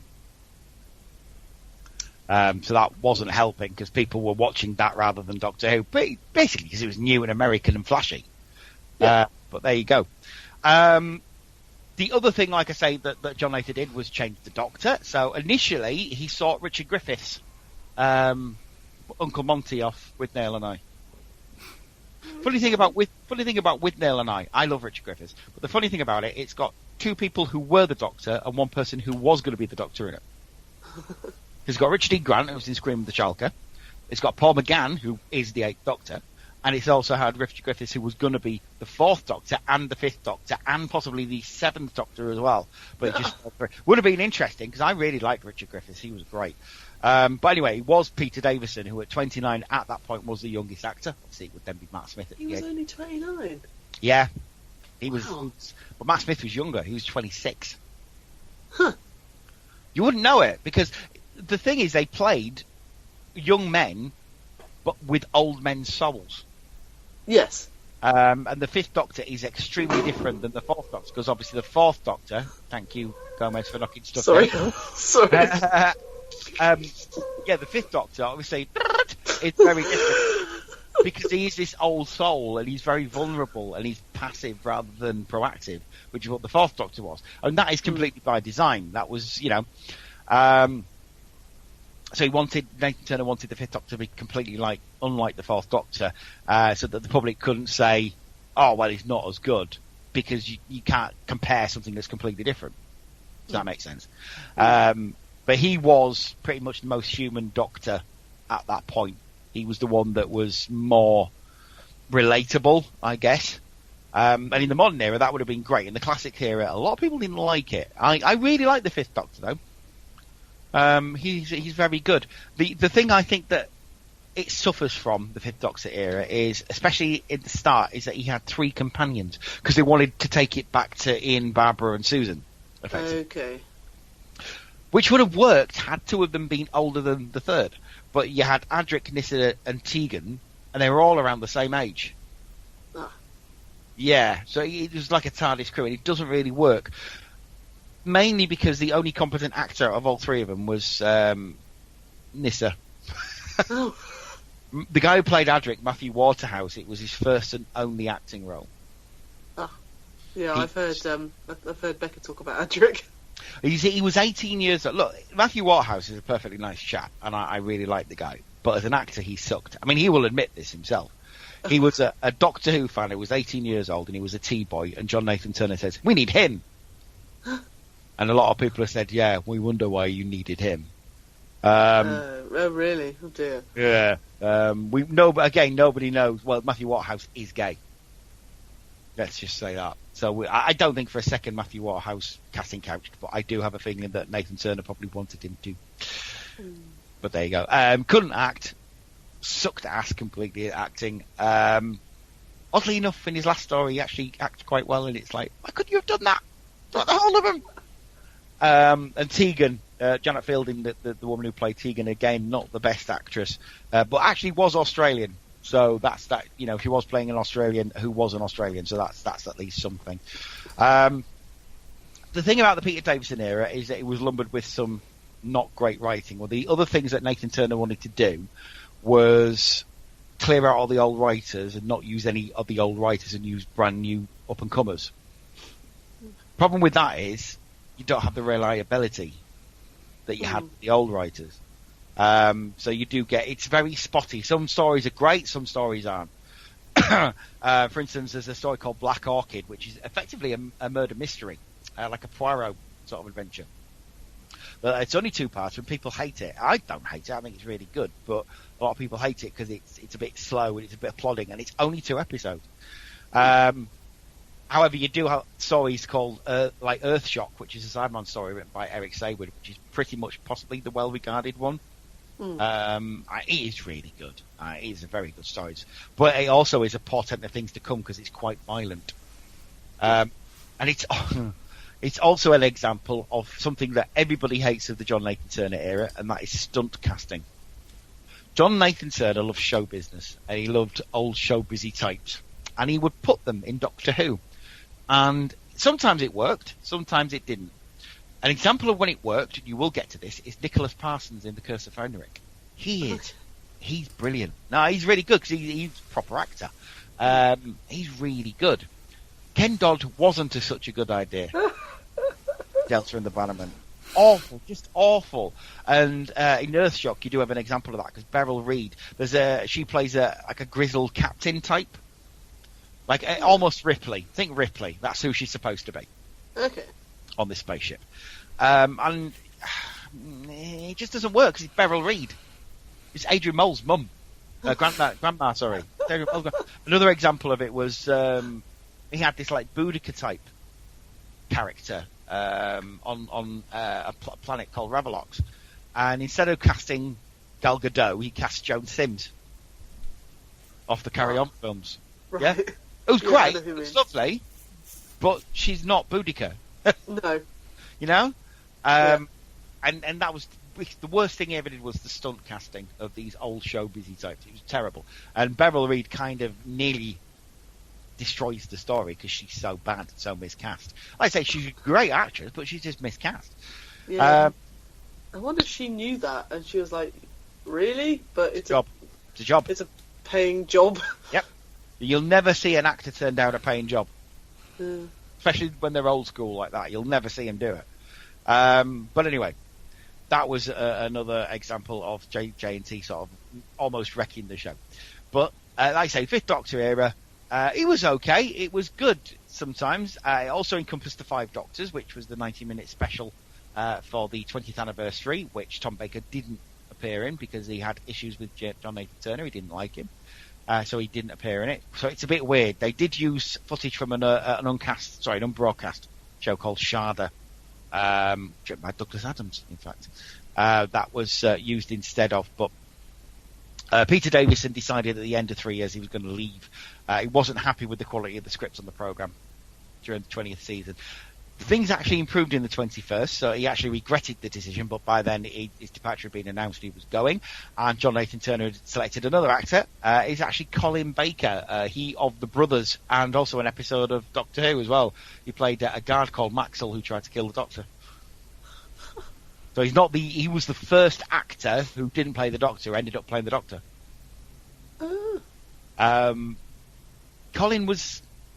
I love Colin Baker. I love the Sixth Doctor. He's probably my favourite Doctor of the classic era, right? Oh, really?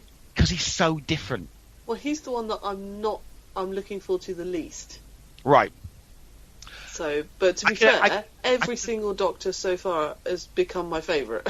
Yeah. So, I can understand why he'd been trepidatious. He is cast a lot of the time as the grumpy Doctor and the Doctor people like least. Yeah, that's it. It's the grumpy one. Yeah. Yeah.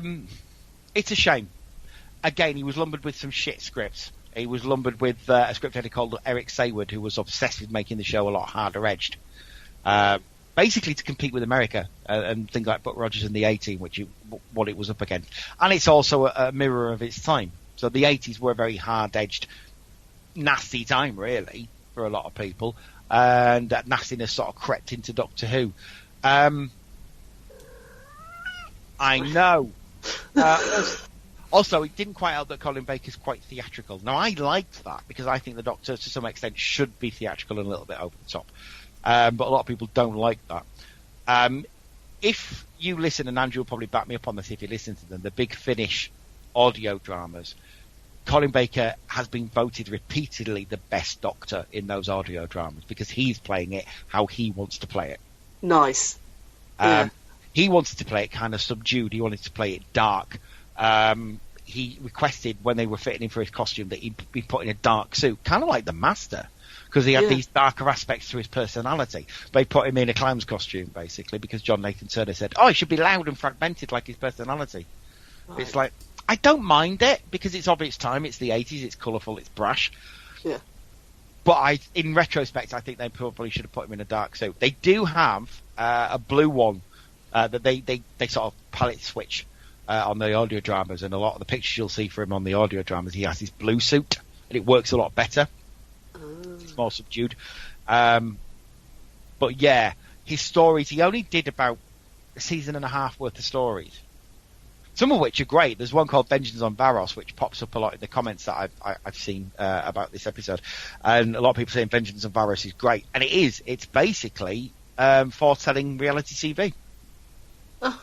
I won't go into any detail, but yeah, it basically predicts it. And the nastiness that you get on reality TV and takes it to its extreme. The only thing that ruins that is Jason Connery's awful, terrible acting. The people say that Matthew Waterhouse can't act. Fuck me, they got nothing on Jason Connery. That man cannot act. Who's Matthew Waterhouse? He was Adric. Oh, right, sorry. Jason Connery plays a character in it. That's obviously Sean Connery's son, and also Robin of Sherwood as well. Awful actor. Absolutely terrible. Just the worst.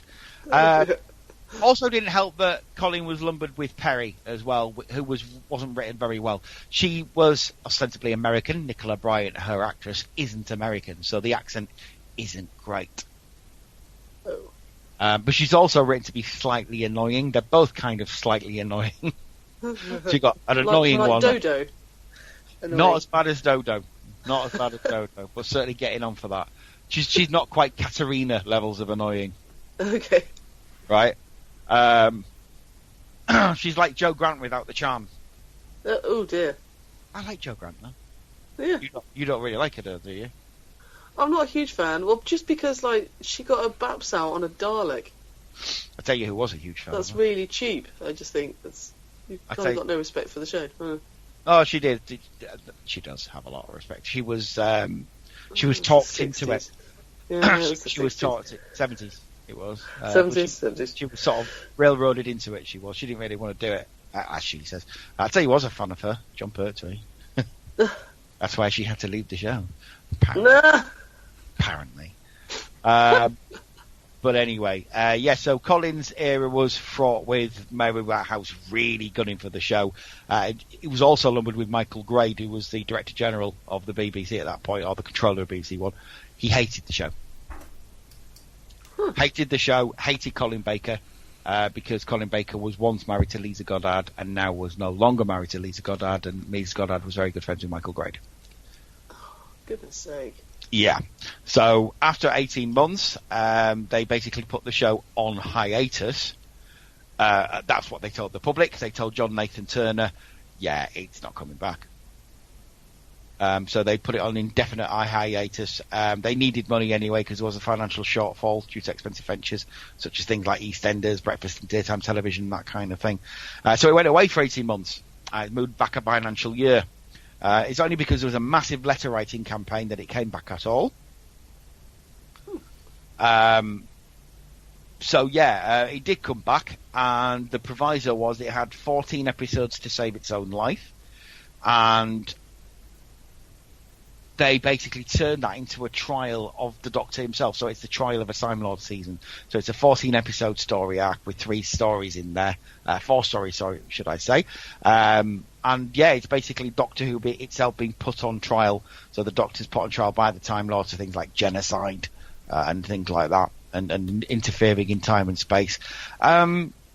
It's variable, the quality of stories on there. Sadly, it's Robert Holmes' last story that he wrote was one of the last 2 episodes of the thing. He died, sadly, of cancer not long after. I don't actually think he completed the story. In fact, no, he didn't, because the 2 names of Doctor Who which will strike fear into every Doctor Who fan heart popped up at that point, Pip and Jane Baker, who weren't great writers by everybody's admission, but they were quick. They were fast. Yeah. They were fast and they were cheap, so that's why they were. But the other proviso was that at the end of the season, Colin Baker was fired. And he was actually properly fired. He was just let go. John Nathan Turner... Really? To his credit, John Nathan Turner stuck up for him and said, well, actually, yes, he did have a 3-year contract, but he's not done anywhere near the amount of shows that would sort of justify that 3-year contract. And Greg basically said, nope, not interested. Wow. He can't be on it. If he's on it, the show doesn't come back. So that's when they had to look for a new Doctor, and they actually found the new Doctor in the form of Sylvester McCoy, who's a Scottish actor, and brilliant. Mostly known for working on things like Tiswas and a lot of Jeremy Beadle projects at that point. He was like a circus performer, and his first. Oh, I didn't know that.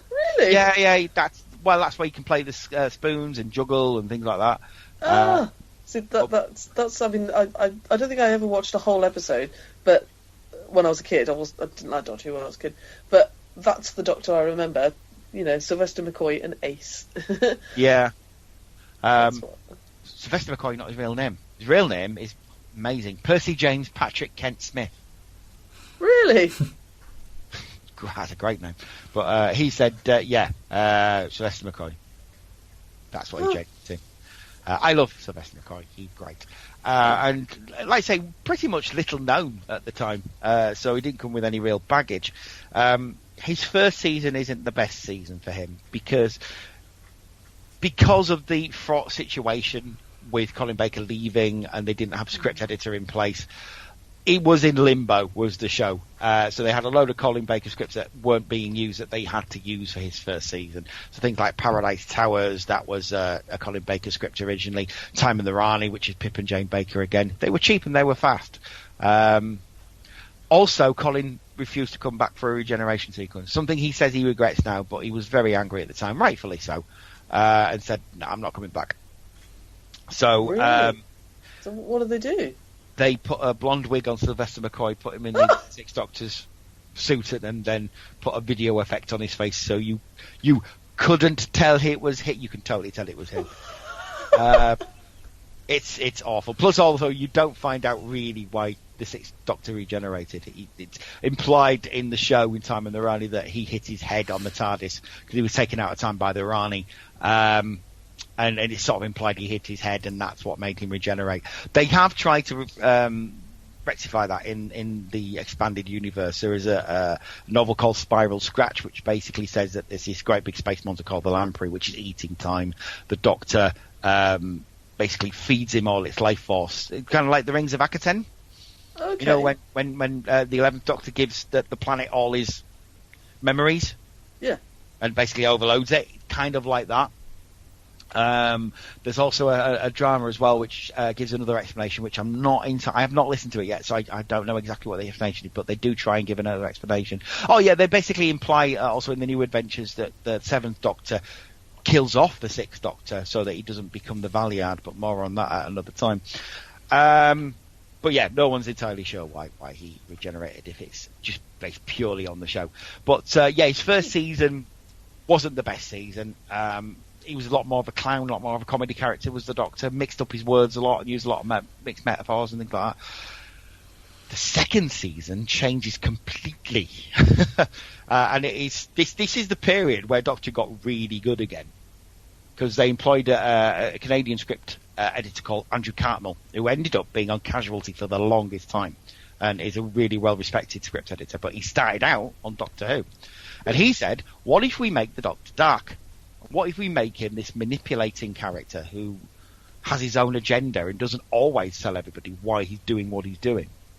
And that's what they made. He made him into this dark manipulator, this chess player who had set things up years before and then comes back to things that he set up and manipulates people into doing things for him, including his companions.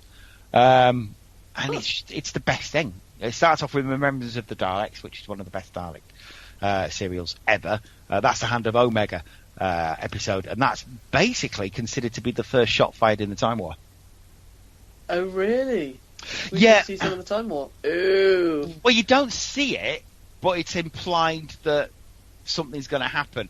Basically, it's like a retroactive thing. So obviously you've got Genesis. You've seen Genesis of the Daleks by this point? Yes. Yeah. So obviously that, do I have the right thing? That is basically the Time Lords trying to stop the Time War happening. That's okay. They've retconned it as that. But by the Seventh Doctor, it becomes apparent that it's going to happen, and that's why the Daleks want this thing, this weapon called the Hand of Omega, that the Doctor basically tricks them into having, and that's as far as I'm going to go with that. But it's basically the first shot fired in the Time War. They've gone back, and RTD has actually said pretty much that's the first shot of the Time War.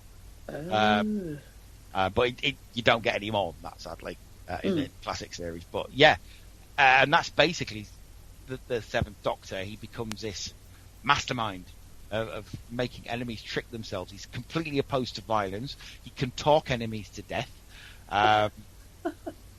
But there's I also got quite political. There's one called the Happiness Patrol, which is basically a critique on Margaret Thatcher and the Tory government at the time. And they knew exactly what they were doing as well. It's really good, the last two series, and the last series he was in was brilliant. The last series is basically the Doctor making Ace face her worst fears in preparation for something. And you find out when, obviously, the series ends with that season, the season after would have been Ace basically training to be a Time Lord. Huh. But they never got that far because it was shit-canned. Michael Grade had left by then. John Nathan Turner desperately tried to keep the series afloat, even though he tried leaving a couple of times himself, and other producers said they didn't want to be there anymore. But the guy who eventually properly shit-canned it was a guy called Jonathan Powell. Jonathan Powell is an arsehole. Not just because he shit-canned Doctor Who. In general, the man's an arsehole. Just to give you some idea of what Jonathan Powell's like, he was on the board of Carlton Television, which was the company that took over Thames Television and ruined ITV by buying up loads of little ITV companies. He was one of the board. Also on that board was another man called David Cameron. You know, the man who ruined the country. And then walked away going, dum-de-dum-de-dum. That guy. So yeah, he's mates with David Cameron, people like that. Also, Jonathan Powell said that Doctor Who, and he says this on Trials and Tribulations, which is on the Trial of a Time Lord box set, that Doctor Who was one of the worst wastes of money that the BBC ever had, and he hated it. And basically, he told John Nathan Turner to his face to fuck off and die. Wow. Jonathan Powell was... What an arsehole. Oh, it gets worse. Jonathan Powell was the guy who commissioned El Dorado. Ah! Oh, well, you just needed to start with that, mate. You know, the biggest waste of money that the BBC ever spent. About £6-7 million they spent on El Dorado. It lasted, what, a year? Yeah, shit. Oh, it was reprehensible. It was the worst thing on television. That was Jonathan Powell's idea. But he says on the Trials and Tribulations thing that he had no regrets about that, but Doctor Who was terrible and it was awful, and he wanted to commission programmes he would watch, like Casualty. Casualty's shit. It's always been shit, right? It's never been a good programme. And also, your job as controller is not to commission programmes that you would watch, you colossal wanker.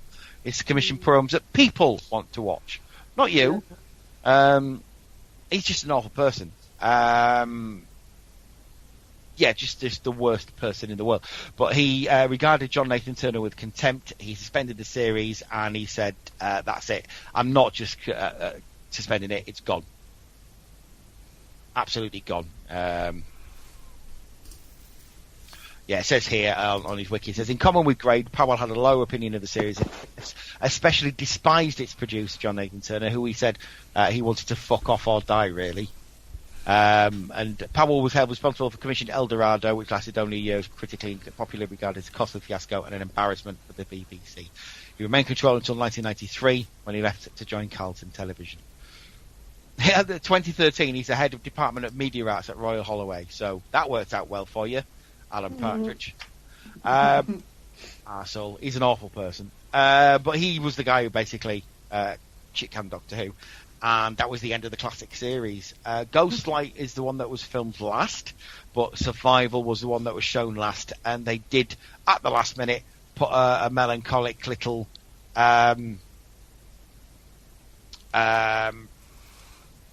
closing monologue, as it were, for Sylvester McCoy and Ace, so that fans would kind of know, yeah, this is it. And that was in 1989. And then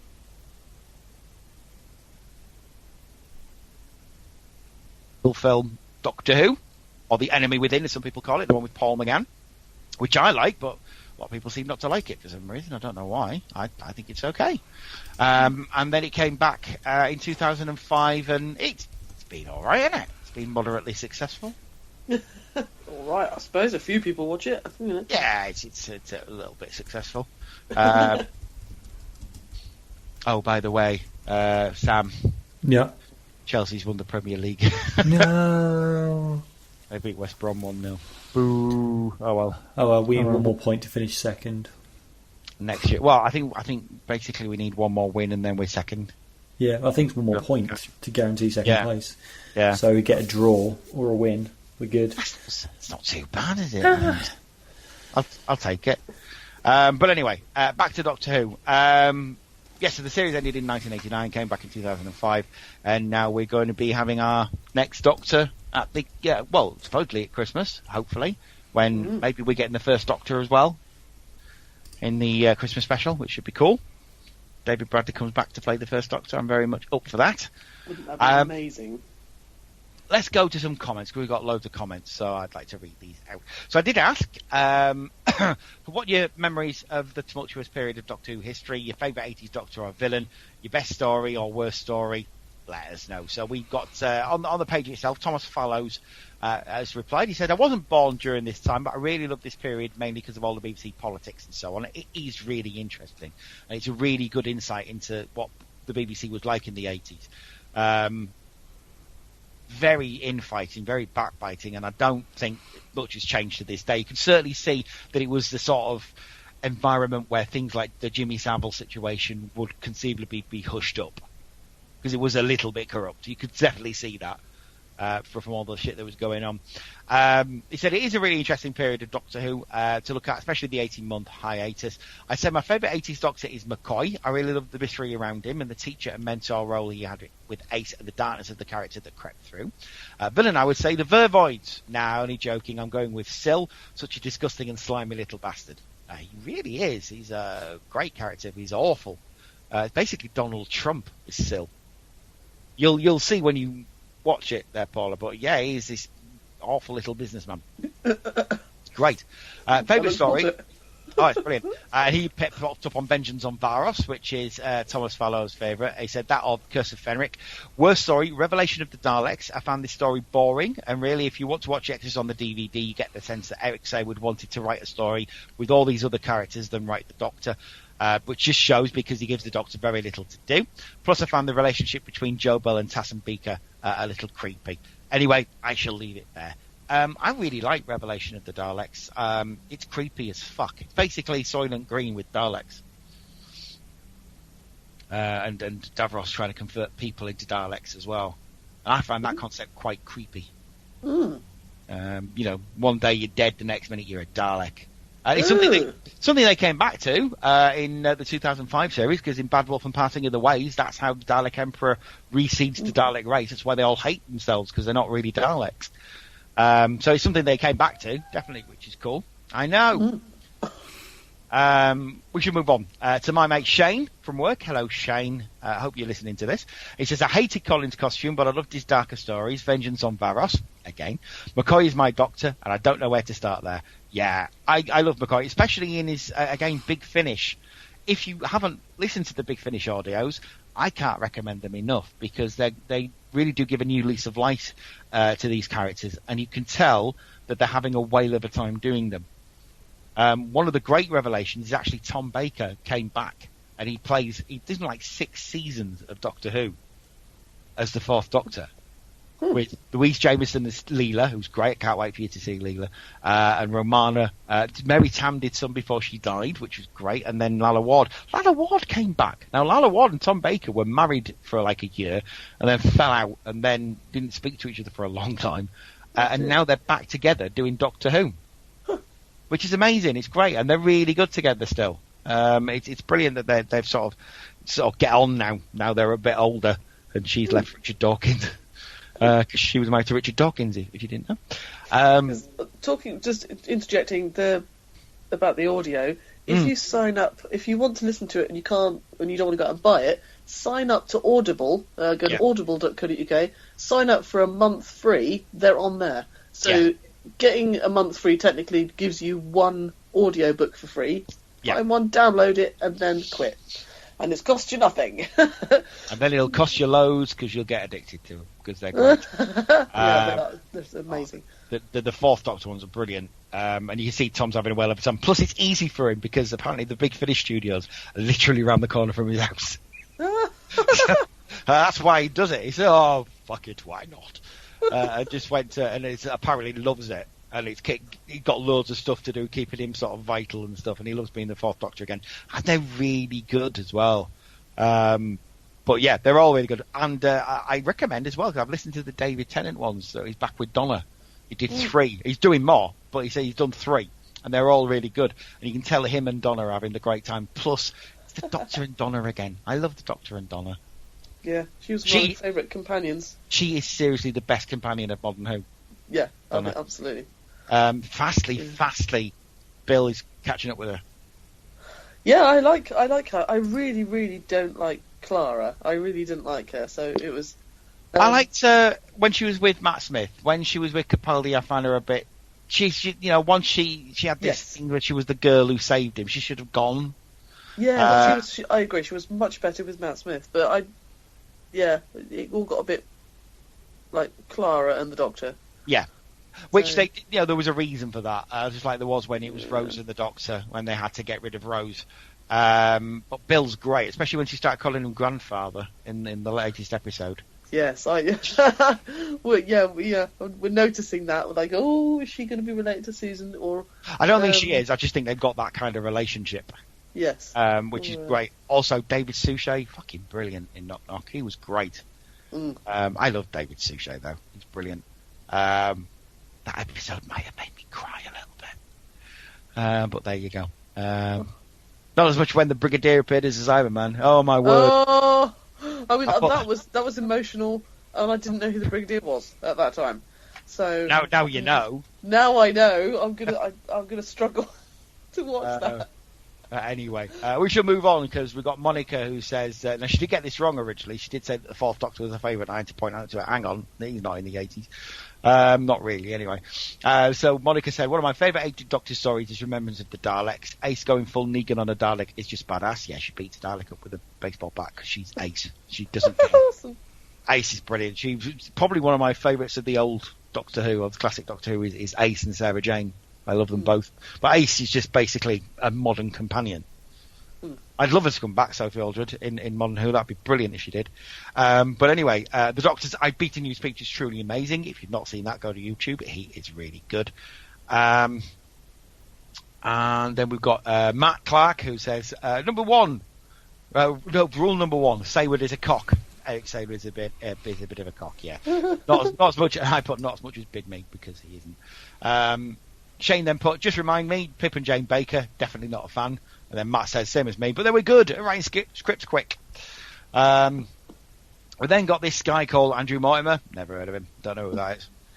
He says, I know it's cheesy, but I don't care. I love the 5 Doctors. I do too. I love the 5 Doctors. It's great. He says 7 and 8 is probably my favourite Doctor and companion team. I love the balance they struck between caring mentor and manipulative bastard once they decided to focus on McCoy's acting and not his circus skills. Would have been fascinating if the series had continued and they'd been able to follow through on the plan for Ace to become a Time Lord, to see her reaction to realising what he needed to do to prepare her, but also how much he had been keeping to himself. Matt then interjects and says, funnily enough, in the Big Finish audios, they are actually revisiting the whole Ace as a possible Time Lord concept. She's on Gallifrey training to become a Time Lord and is among Romana's initiative to bring in non-Gallifreyan members into their academies. Just interesting, with the companions on the Big Finish as well, they do have some quite famous actors. Sheridan Smith is a companion of the Eighth Doctor. Oh, really? Yeah. For quite a few of them, a character was in there. And that's all right. Yeah, a lot of up-and-coming actors, people like Philip Olivier, who used to be on who used to be on Brookside. He's a companion called Hex for a long time with the Seventh Doctor. But yeah, you do get the occasional person, sort of up-and-coming actor who's really famous now, who was on the Big Finish Doctor Who's. Because it's work, isn't it? You get you out there and things like that. But anyway, we'll move on to a guy called R.L. Burns. Hello, Ralph. He says, I shall attempt to...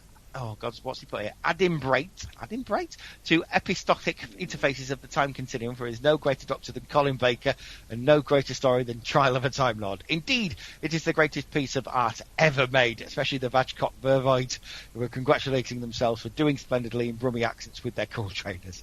Makes sense when you've seen it. 30 years later, I still pound the ground every day because there is no Valiard action figure. This is an affront to all mankind. It is against the Genevan Convention. There is nothing you can do to prevent the catharsis of spurious morality. And as we all know, we should get the Brigadier on that because he's always got a line to Geneva. Then that guy, Andrew Mortimer, says, all hail Pip and Jane for seamlessly and perfectly writing an ending to Robert Holmes' saga. And then R.L. Burns says, Pip and Jane wrote the finest opening line in Doctor Who, leave the girl, it's the man I want. Matt says it's probably JNT who wrote that. There you go. And then, thank God, Big Finish made the Valiard more interesting. Well, yeah, he's pretty interesting anyway. You'll find out when you watch it. Sam says, then, this is a show where I probably won't say much. Yep. Yeah, that seems to have come to fruition. Yep. That's a self-fulfilling prophecy, if ever I've heard one. It says, Paula will be saying la la la la la with the fingers in her ears up to 1975 in our full series watch, though. To be fair, not done that. Not spoiling anything. I hope I haven't spoiled anything. No, I won't bloody remember. It's fine. We've then got Duncan. Hello, Duncan, who was on the show last time. He says, I have a question. Why is Paul McGann the best Doctor that I've ever watched? Matt Clark says he's even better in the audios. I recommend the Dark Eyes and Doom Coalition series. He's really good. He's really very good. And then Duncan says, I'll be honest, dude, I'm not a Whovian. What I meant by best Doctor I've ever watched is that the only Doctor I've actually watched. I realised my joke didn't translate properly, mostly because I fucked up my wording. Typical, Duncan. Typical. Then Matt gives me a question. He says, which single story of the 80s era Doctor Who, so basically the whole John Nathan Turner run, fully represents the decade? That's a difficult one. I'm the only one who can answer this as well. Let's have a quick think. I would probably say... I'm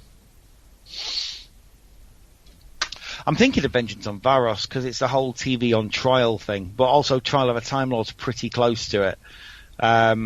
Because it was written as basically a trial of Doctor Who itself, then the whole 14 episodes sort of encapsulate the 80s experience of Doctor Who. So you've got the nastiness in there, and you've got the violence that was in there as well. You've got a companion dying as well. I won't tell you which one. You'll have to find out for yourself.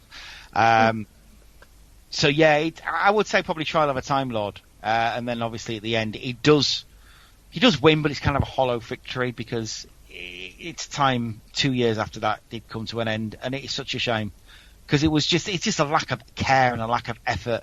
And I think the fact that modern Who, even though you're getting people like the Daily Mail who are on a daily basis predicting the doom of Doctor Who, and it will, it's too liberal a program and it's going to die off eventually. The fact that it's still quite popular, even though you're getting people like the Daily Mail saying, oh, well, it's only getting like 4 million people watching it. Yeah, it was getting like 6.7 million people watching it on iPlayer. The fact of the matter is you can't take overnight figures and say that's who are watching it on a nightly basis now.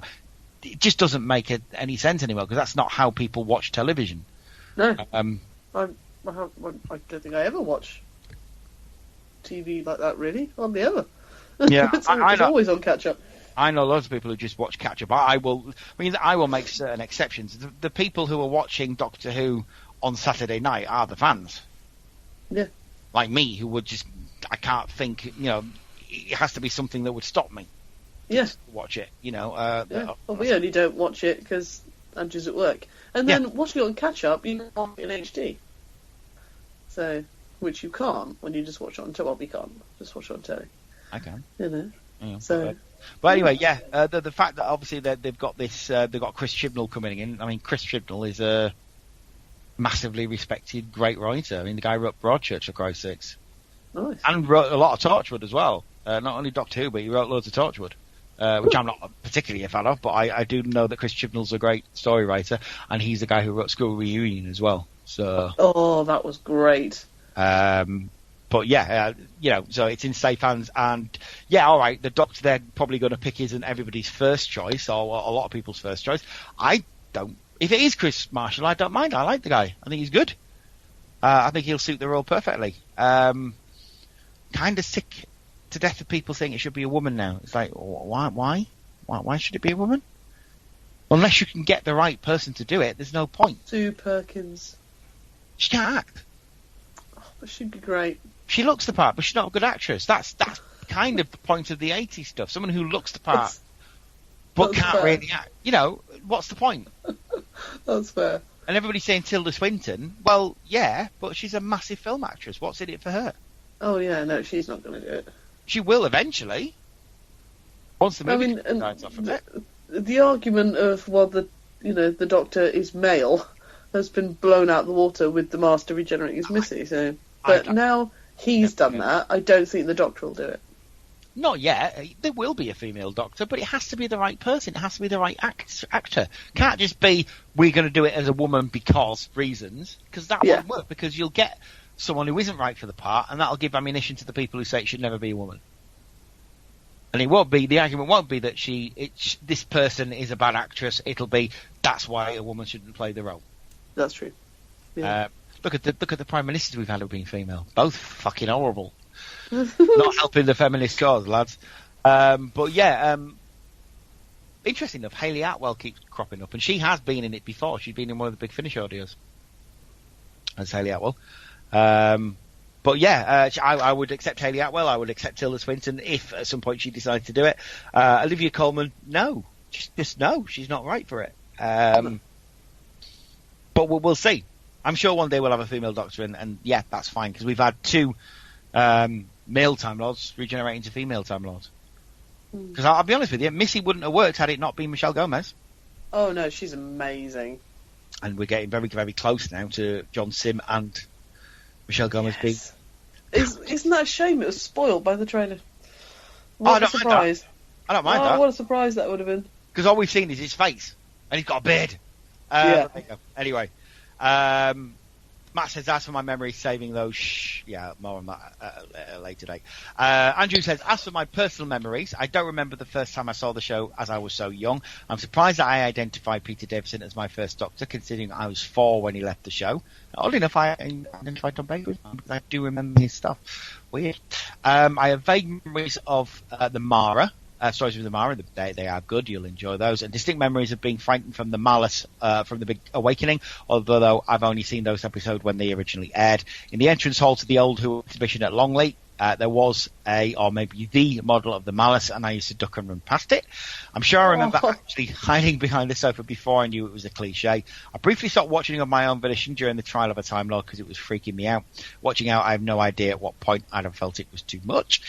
We had a VCR by 1988, and I again found the show a bit too intense during the Greatest Show in the Galaxy. That was quite scary. So this time we took to taping Doctor Who, and I was watching it while having breakfast. It was less distressing to watch before school than before bed, or I don't know.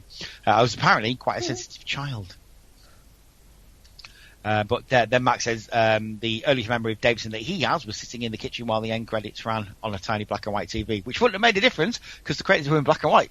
So there you go. Cool. Excellent stuff. I mean, do you remember Doctor Who at all in the 80s, Paula, or is it just a case of you just weren't interested? I do remember it being on. The memory I've got is them in a cavern, and it's Sylvester McCoy and Ace, and they're in a cavern somewhere underground. But I maybe watched 5 minutes, and that's it. So it just I as I said to Andrew earlier, I kind of had ants in my pants when in the 80s. You know, I couldn't sit still for 5 minutes. So, So it was your Star Wars experience, pretty much. Well, yeah. Oh, I'm watching that. I know. I wasn't into that kind of stuff when I was a kid. So clearly, I got better. Yeah. No, I didn't watch it. No. How about you, Sam? Do you remember it being on at all? I know you're not a fan. Yeah, I remember it being on. I was just never interested in it. I know this is part of the charm of the show now, but I just think it looked silly as a kid. Like, I wasn't interested because it looked silly. So I guess that's why I was never really got into it. But I was aware of its existence, and like I knew when the the film came out and all that stuff. I remember they had the trailers been on TV for it. Yeah, I remember those. And Paul McGann is Doctor Who, all that stuff. Just wasn't really my thing. No, how about now? Any interest? No. I haven't really seen any of the Capaldi stuff. I did watch some of the Matt Smith stuff because I thought it was pretty interesting. And I watched Capaldi's regeneration, when he came into it, and the Day of the Doctor and all that stuff, and the David Bradley the behind the scenes kind of drama. Space Time. I really liked that. I thought that was really good. That was very good. So I am I think I'll probably watch when Capaldi leaves just to see who the new guy is. Yeah. But I don't ever see myself being a fan of Doctor Who. I just don't think it's something that really appeals to me that much. It feels like quite a commitment. Yeah, it's a lot of to be a fan. Yeah, it's a lot. It's not just a case of watching a TV show. It's a case of knowing their history and remembering things, because they're constantly referencing things that happened back in the 60s. And it's just a lot. It's a lot to take in. That's how I felt. That's how I felt at the beginning when Andrew was like, "Oh, we'll watch it from the beginning," and I was like, "Okay, fantastic." And then kind of secretly thought, "Geez, it's I know there's a gap, but it's 50, not quite at the time, 45 years worth of TV. That's a lot, But actually, and at the beginning, I did find myself going, "Oh, how long is this story? Oh God, it's 8 parts." But now I'm a bit more invested and I know the character a lot more. It's absolutely brilliant. Yeah, I've become a fan, and I'm so looking forward to the 80s, getting up to the 80s and getting to Sylvester McCoy. So although that's going to be sad because I know it finishes there. So, but then we've got all the new stuff to rewatch, so it's fine. But I think I'll be at least 50 by the time we finish, probably. Even the idea of going back and watching the earlier ones to kind of getting caught up just seems like a lot of work when I'm not really that bothered about it. I don't imagine me watching it and being suddenly getting super hardcore into it and becoming a super fan. I just don't envision that happening. Yeah, that's fair. I mean, there are some stories which are really good fun, and so it's probably worth, if you're mildly interested one evening, just to watch maybe one story, a good story of each Doctor, just to kind of see the difference and see where it's come from and where it is now and how the show does reflect its history but still stays modern. I think it's brilliant. It's really clever. Yeah, I think it's probably worth maybe at some point looking into it, but I don't have time really. Just the stuff that me and Kaz are watching again.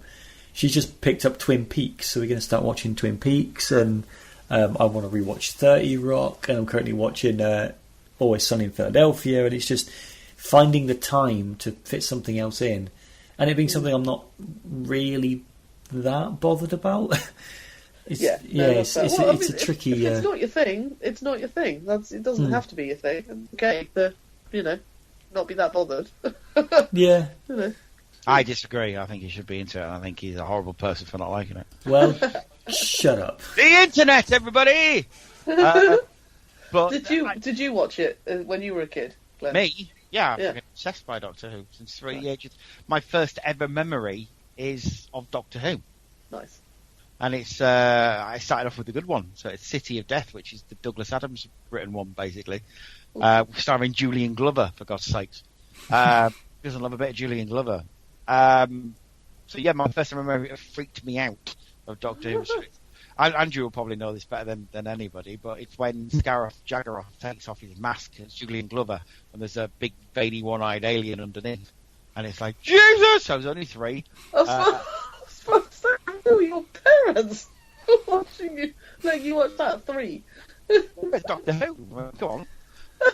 I know kids who watch Doctor Who when they're like 2 years old now. But yeah. I seem to recall an episode that was on like BBC One when I was a kid. I think it was Tom Baker, and I just seem to remember them being in like a swamp area or like a bog, and there being some kind of like lizard monster. Oh, that's full circle. That was like Ashman. Awful, like an awful looking, like terrible costume lizard monster that like come out of the swamp and attack them. Or it usually appeared from behind rocks while they were looking at a swamp. I think, I think I know which one it is. I'm going to send you a picture. Let's have a look. This is live Skyping, everybody. There we go. They were more green than that. They kind of reminded me of like the Gorn, of that kind of look. Gorn. Awesome. Oh, I wonder who that could be then. Unless it's Nightmare in Eden. I'll have a look later on, but I think, there's about, to be fair, there's a lot of stories which involve things coming out of swamps. Lizard monsters in swamps. Yeah. But yeah, it really reminded me of if I try and picture what it looks like now, it looks like a cross between like the early Godzillas and Gorn. Yeah. But, man size. Yeah. And I see Tom Baker with his hat on and his coat going, oh, that's a thing, and him and and his assistant running away from it. But this is early memories of childhood, so I could be completely remembering it wrong, but that seems to be what's sticking in my craw. Digging in your craw, in the craw area. Yeah, digging in that craw.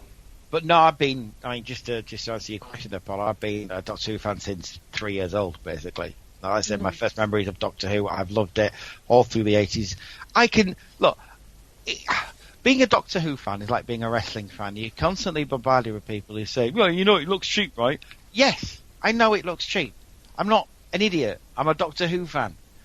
And for people who say, oh, it looks cheap, generally these are Star Trek fans who say shit like that and think, dude, look at Star Trek in the 60s. That looked cheap as balls. And look at the first 2 series of Star Trek The Next Generation. Look at the computer graphics on Encounter at Farpoint. Jesus, it's awful. It looks so cheap and shit. Shut up, basically. Look at Red Dwarf. Well, Red Dwarf's meant to look cheap. That's the whole, it's meant to look Doctor Who-ish. It's his charm. Yeah. But yeah, Doctor Who, sometimes it's the direction. If you put bright lights on these costumes and stuff, they're going to look shit, because that's nothing to do with the cheapness of the show. That's to do with bad direction. If you put less light on it and make it look a bit creepier, here's a great example for you. The X-Files. Why do you think everything at the X-Files happened at night? That show had 0 budget. They had nothing on that show, so you never see anything. It's all atmosphere, and you can get the atmosphere right, and they do that on they do that on Doctor Who. Genesis of the Daleks is a great example of this, because the lighting's right. That's such an atmospheric story. It's creepy as balls. If you overlit that, it looks stupid, and it's how just for context, how creepy are balls? Very creepy. Really. They're coming at you in the dark. Come on now. Look at The Prisoner. There you are. Look at The Prisoner. It's a cheap show, and that was weird. You ever seen The Prisoner? If you've never seen it, you should totally watch The Prisoner. It's an amazing show. But Doctor Who, it's like that kind of thing. If you direct it badly, if you shine bright lights and everything, as they tended to do in the 80s, sadly, then you are going to lose the mystique. You are going to lose the creepiness, because atmosphere is everything. And sometimes what you don't see is creepier than what you do. Absolutely. Imagination. Here's an example. Blink. Oh yes. That's good. Yeah. Here's an example. Knock knock. Yeah. You don't, especially the Weeping Angels. I mean, that's what Moffat did there was take a character that doesn't do anything. Yeah.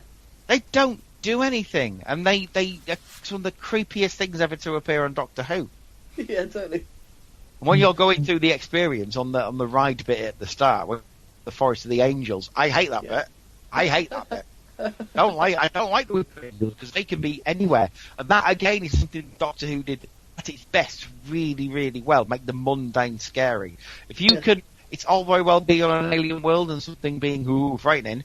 If you can make something in our world scary, here's a good example of that: the Autons making shop dummies move, or making little. That's my idea of ridiculously creepy. Making little dolls strangle people or chairs attack people, things like that. That's kind of creepy the way they did that. That's Mary Whitehouse hated that show. She hated anything that makes Mary Whitehouse angry. It's fine with me. But yeah, talking of old monsters then from the 80s, if you were in charge of Doctor Who and you could bring back a monster from Doctor Who 80s Doctor Who into modern Doctor Who, what would it be? Syl. Without a shadow of a doubt. Syl, absolutely. Basically what Syl is, he comes from a race of people called the Mentors. And they're businessmen. They are dodgy, horrible, consumed with profit 80s businessmen. I mean, who would think that would be a thing now? And all he wants to do is just make profit all the time. And they're Filofax kind of people, business suits. Yuppies, basically. Yeah, he's a character that basically just comes straight from the 80s. He's played by an Indian actor called Nabil Shaban, and he is, I think he's afflicted with some sort of spina bifida or dwarfism or something. So he's a little guy, and they put him in this suit where he's basically a green slug, with a weird way of talking because he's got an erratic translator. It's a translator, and he had this really distinctive laugh where he basically goes, and I can't do it justice. It's creepy as. He's really creepy, and would be kind of comical if he didn't have so much power. Right. Again, I can't think of anything that would be an analogue to that today. He is a ridiculous little man. He's a ridiculous little man who has an obscene amount of power over people's lives and a lot of money. And he's only interested in the acquisition of wealth. So, we're doomed. Fascinating. So, I'd definitely bring Syl back because he's still around. He's Nabil Shaban. He's still acting. If he could do it, I'd definitely bring him back. I'd love to see the Doctor go up against him and the Mentor. I think his character might be dead, but that's never anybody or any character back on Time travel. It's fine. Well, it's not only that, but I like the Master died frequently. I bring back the Chumbleys. Do you remember those? Oh, which ones are them? The Chumbleys are they're little robots, little kind of flattish robots with like a dome, like a pillar and then a dome on the top. Oh yeah. With like these kind of, like the fibre lights with so you got the UFO at the bottom with the lights. They look like that. And he was like, it's amazing. I'd bring back the Chumleys. They were amazing. I also like to see a Paladin story. I like to see him go back to Paladin, and I'd like to see Alpha Centauri. Yeah, she's amazing. Tahiti, isn't it? It, isn't it? Yeah, technically it's it. But, octopoid, weird, scared of everything. Oh. I do like Alpha Centauri. The Ice Warriors are coming back. I know they're coming back in the new series. Yes. Just cool. I like the Ice Warriors a lot. I don't... See, as much as I like classic monsters coming on Who, I also like it when they bring new monsters in as well. Yeah. Because obviously, if you can get a good balance between the two, like this series, they've had the Daleks on already. I would be quite happy if we didn't see the Daleks again until next series. Yeah, that's fair. I don't think you should bring them back a lot. I should think it should be an event. So leave them for a couple of years and bring them back. Same with the Cybermen. I know the Cybermen are coming back, and it's going to be the Mondasian Cybermen as well. Yeah, and that's because Peter Capaldi's a massive nerd. He's a massive nerd. Plus, I think they're really creepy, the Mondasian Cybermen. Aren't they? They're so creepy. Because you can see their hand. So it's all very well again. It's like, oh yeah, hokey old monsters and that. Yeah, but you can see their hands. And that, to me, that's creepy. Yeah. You know, and the fact, if you go into the history of them, they were made by Kit Pedler and Jerry Davis, who were two actual doctors who dared each other to think up of the scariest scenarios, and then they brought a bunch of that. And they both said the thing that scared them most was prosthetic surgery, and how much of a person would you replace, or could you replace, before that person stopped being a person. And that's where the Cybermen come from. Oh, really? That's where the Cybermen come from, because they're basically just people who've had every limb, every organ replaced, and the only thing that remains is basically the brain, and the only emotion they have is the acquisition of power. So ambition is the only thing, the need to survive. Again, that Doctor said that there's no such thing as evil in the galaxy; it's just survival. That's what it is, and that's what the Cybermen's overruling and overarching emotion is. They used to say it was ambition. Really, it's survival. It's to propagate their own species, and that's the way they do it, is by converting, because they obviously can't biologically create other people. But that's where they come from, and that's why they basically are in just a big body stocking with technical bits added onto them, and why they have the weird voices that they. I really want to hear the voices. I really want to know if Nicholas Briggs is going to do full Peter Hawkins and I am a Cyberman. And I hope so. They've got to, surely. It's creepy as fuck. It's so... You watch the 10th Planet, and yeah, alright, it's 1966. Alright, the costumes aren't the best. But there's two Cyberman stories that are the creepiest, and they're both in the 60s. You've got 10th Planet, where the Mondasian Cybermen first go. And like I say, with me, it's because you can see their hands. That's creepier than a glove would be. And their voices, the fact that their voices are emotionless. One thing that they did sort of lose sight of in the 80s, they made the Cybermen into characters, which I understand you have to do. But as much as I like the Cyber Leader being a character, excellent and all that sort of stuff, I do like the fact that these guys are just emotionless and they just have no intonation in the voice whatsoever. Yeah. The second creepiest is Tomb of the Cybermen, the Patrick Troughton one. Oh, I love that one. That's on great. Telos. Yeah. Again, creepy. And everybody dies. I do like Doctor Who stories where everybody dies. You haven't done it yet, but Horror of Fang Rocky's like that. Really? Just like, just everybody dies. You just great. Won't spoil it for you, but it's the only people. I won't spoil it for you, but everybody dies. Oh no, but you know everybody's going to die. This is right. This is the good thing. They arrive there and you just know they're all dead. It's just the interesting thing is how they die. It's not. It's like Blink, where you know everyone's going to die. Right. It's just how and why, and that's that's not the interesting bit. So it's Tomb of the Cybermen's like that. It's got that atmosphere of foreboding. Yeah, that's It's so sort of- good. It's brilliant visuals in that. Oh, absolutely. Especially when they start saying "you will be like us," Yeah. and again it's that Peter Hawking "you will be like us." Yeah. And there's just no emotion to it at all, and it's just creepy. It's so creepy, and I love it. That's why I love the Daleks. I love the Daleks, especially when they get all fucking just Genesis-y and all hatey. Just I hate everything. I'd love them, but I love the Cybermen a little bit more. Yeah, I think after, especially after chatting to John Davey, I think I do. I think the Cyberman just pip it, just a little. Just a little. But yeah, I would bring Syl back, and I would, I agree with what you think. I'll ask you, Sam, because you don't care. Not really. Or do you? No, not really. Sod you then. There you go. We will end it there because we've gone on quite enough, and I'm sure we'll go on about Doctor Who again at some point because we'll do it when Becca's here and Sam's not here or something. I don't know.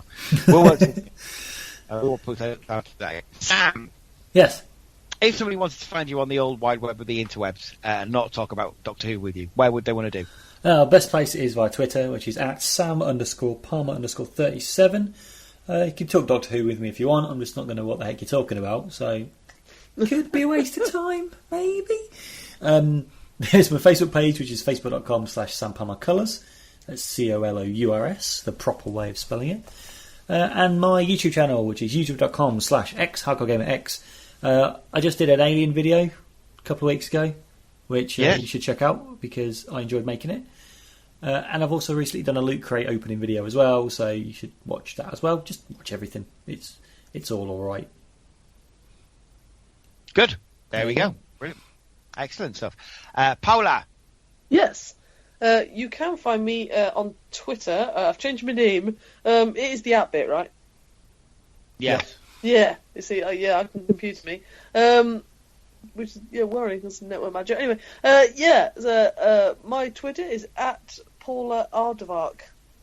Just because it is. So find me there. And I actually tweet now. I have tweeted. I will have twat. I will be twatting in the future. Yeah. Twattery. Twitter twattery. Yeah. Good stuff. Excellent. Well, if you want to find me, you can do so on Facebook. If you put Glenn Jakeman, that's GLENNJAKEMAN. Excellent stuff. I'm also on Twitter at Cymru Nerd Cave. Find me there. And also on the official Back to the 80s Twitter, which is at BTTE Pod. You can also find Back to the 80s on Facebook as well, which is facebook.com/BTTE Pod as well. On the blog, which is Back to the 80s podcast.blogspot.co.uk, and at the Back to the 80s forum, which is backtotheeighties.freeforums.net. That's backtotheeighties.freeforums.net. That is back to the 80s.freeforums.net. Excellent stuff. Well, that has been episode 296, which has been the Doctor Who 80s episode. It has been, like I say, requested a few times by a few people, which is why we've done it. If we do episodes, like sort of episode recaps, I am planning on doing that with a couple of people. So Matt Clark has been one of the people. My mate Lee, who she has been friend of mine for about 12 years now, and we met basically because of Doctor Who. And there's not many people I actually talk with Doctor Who a lot on the interweb, but we can spend hours chatting about the minor details of the Nightmare of Eden and stuff like that. It's interesting. But also, Geraldine Quinn, the Australian comedian, may be on board as well. She might do an episode recap or two with me. Mm-hmm. So we shall see. We shall see. We'll see where we go with that. But other than that, watch this space.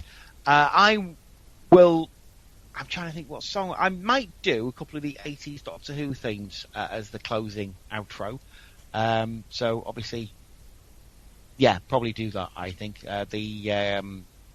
I'll do the three. Why not? We'll do the Peter Davison one, we'll do the Colin Baker Trial of a Time Lord, and we'll do the Sylvester McCoy. So you'll get three versions of the Doctor Who theme for the price of one. Why not?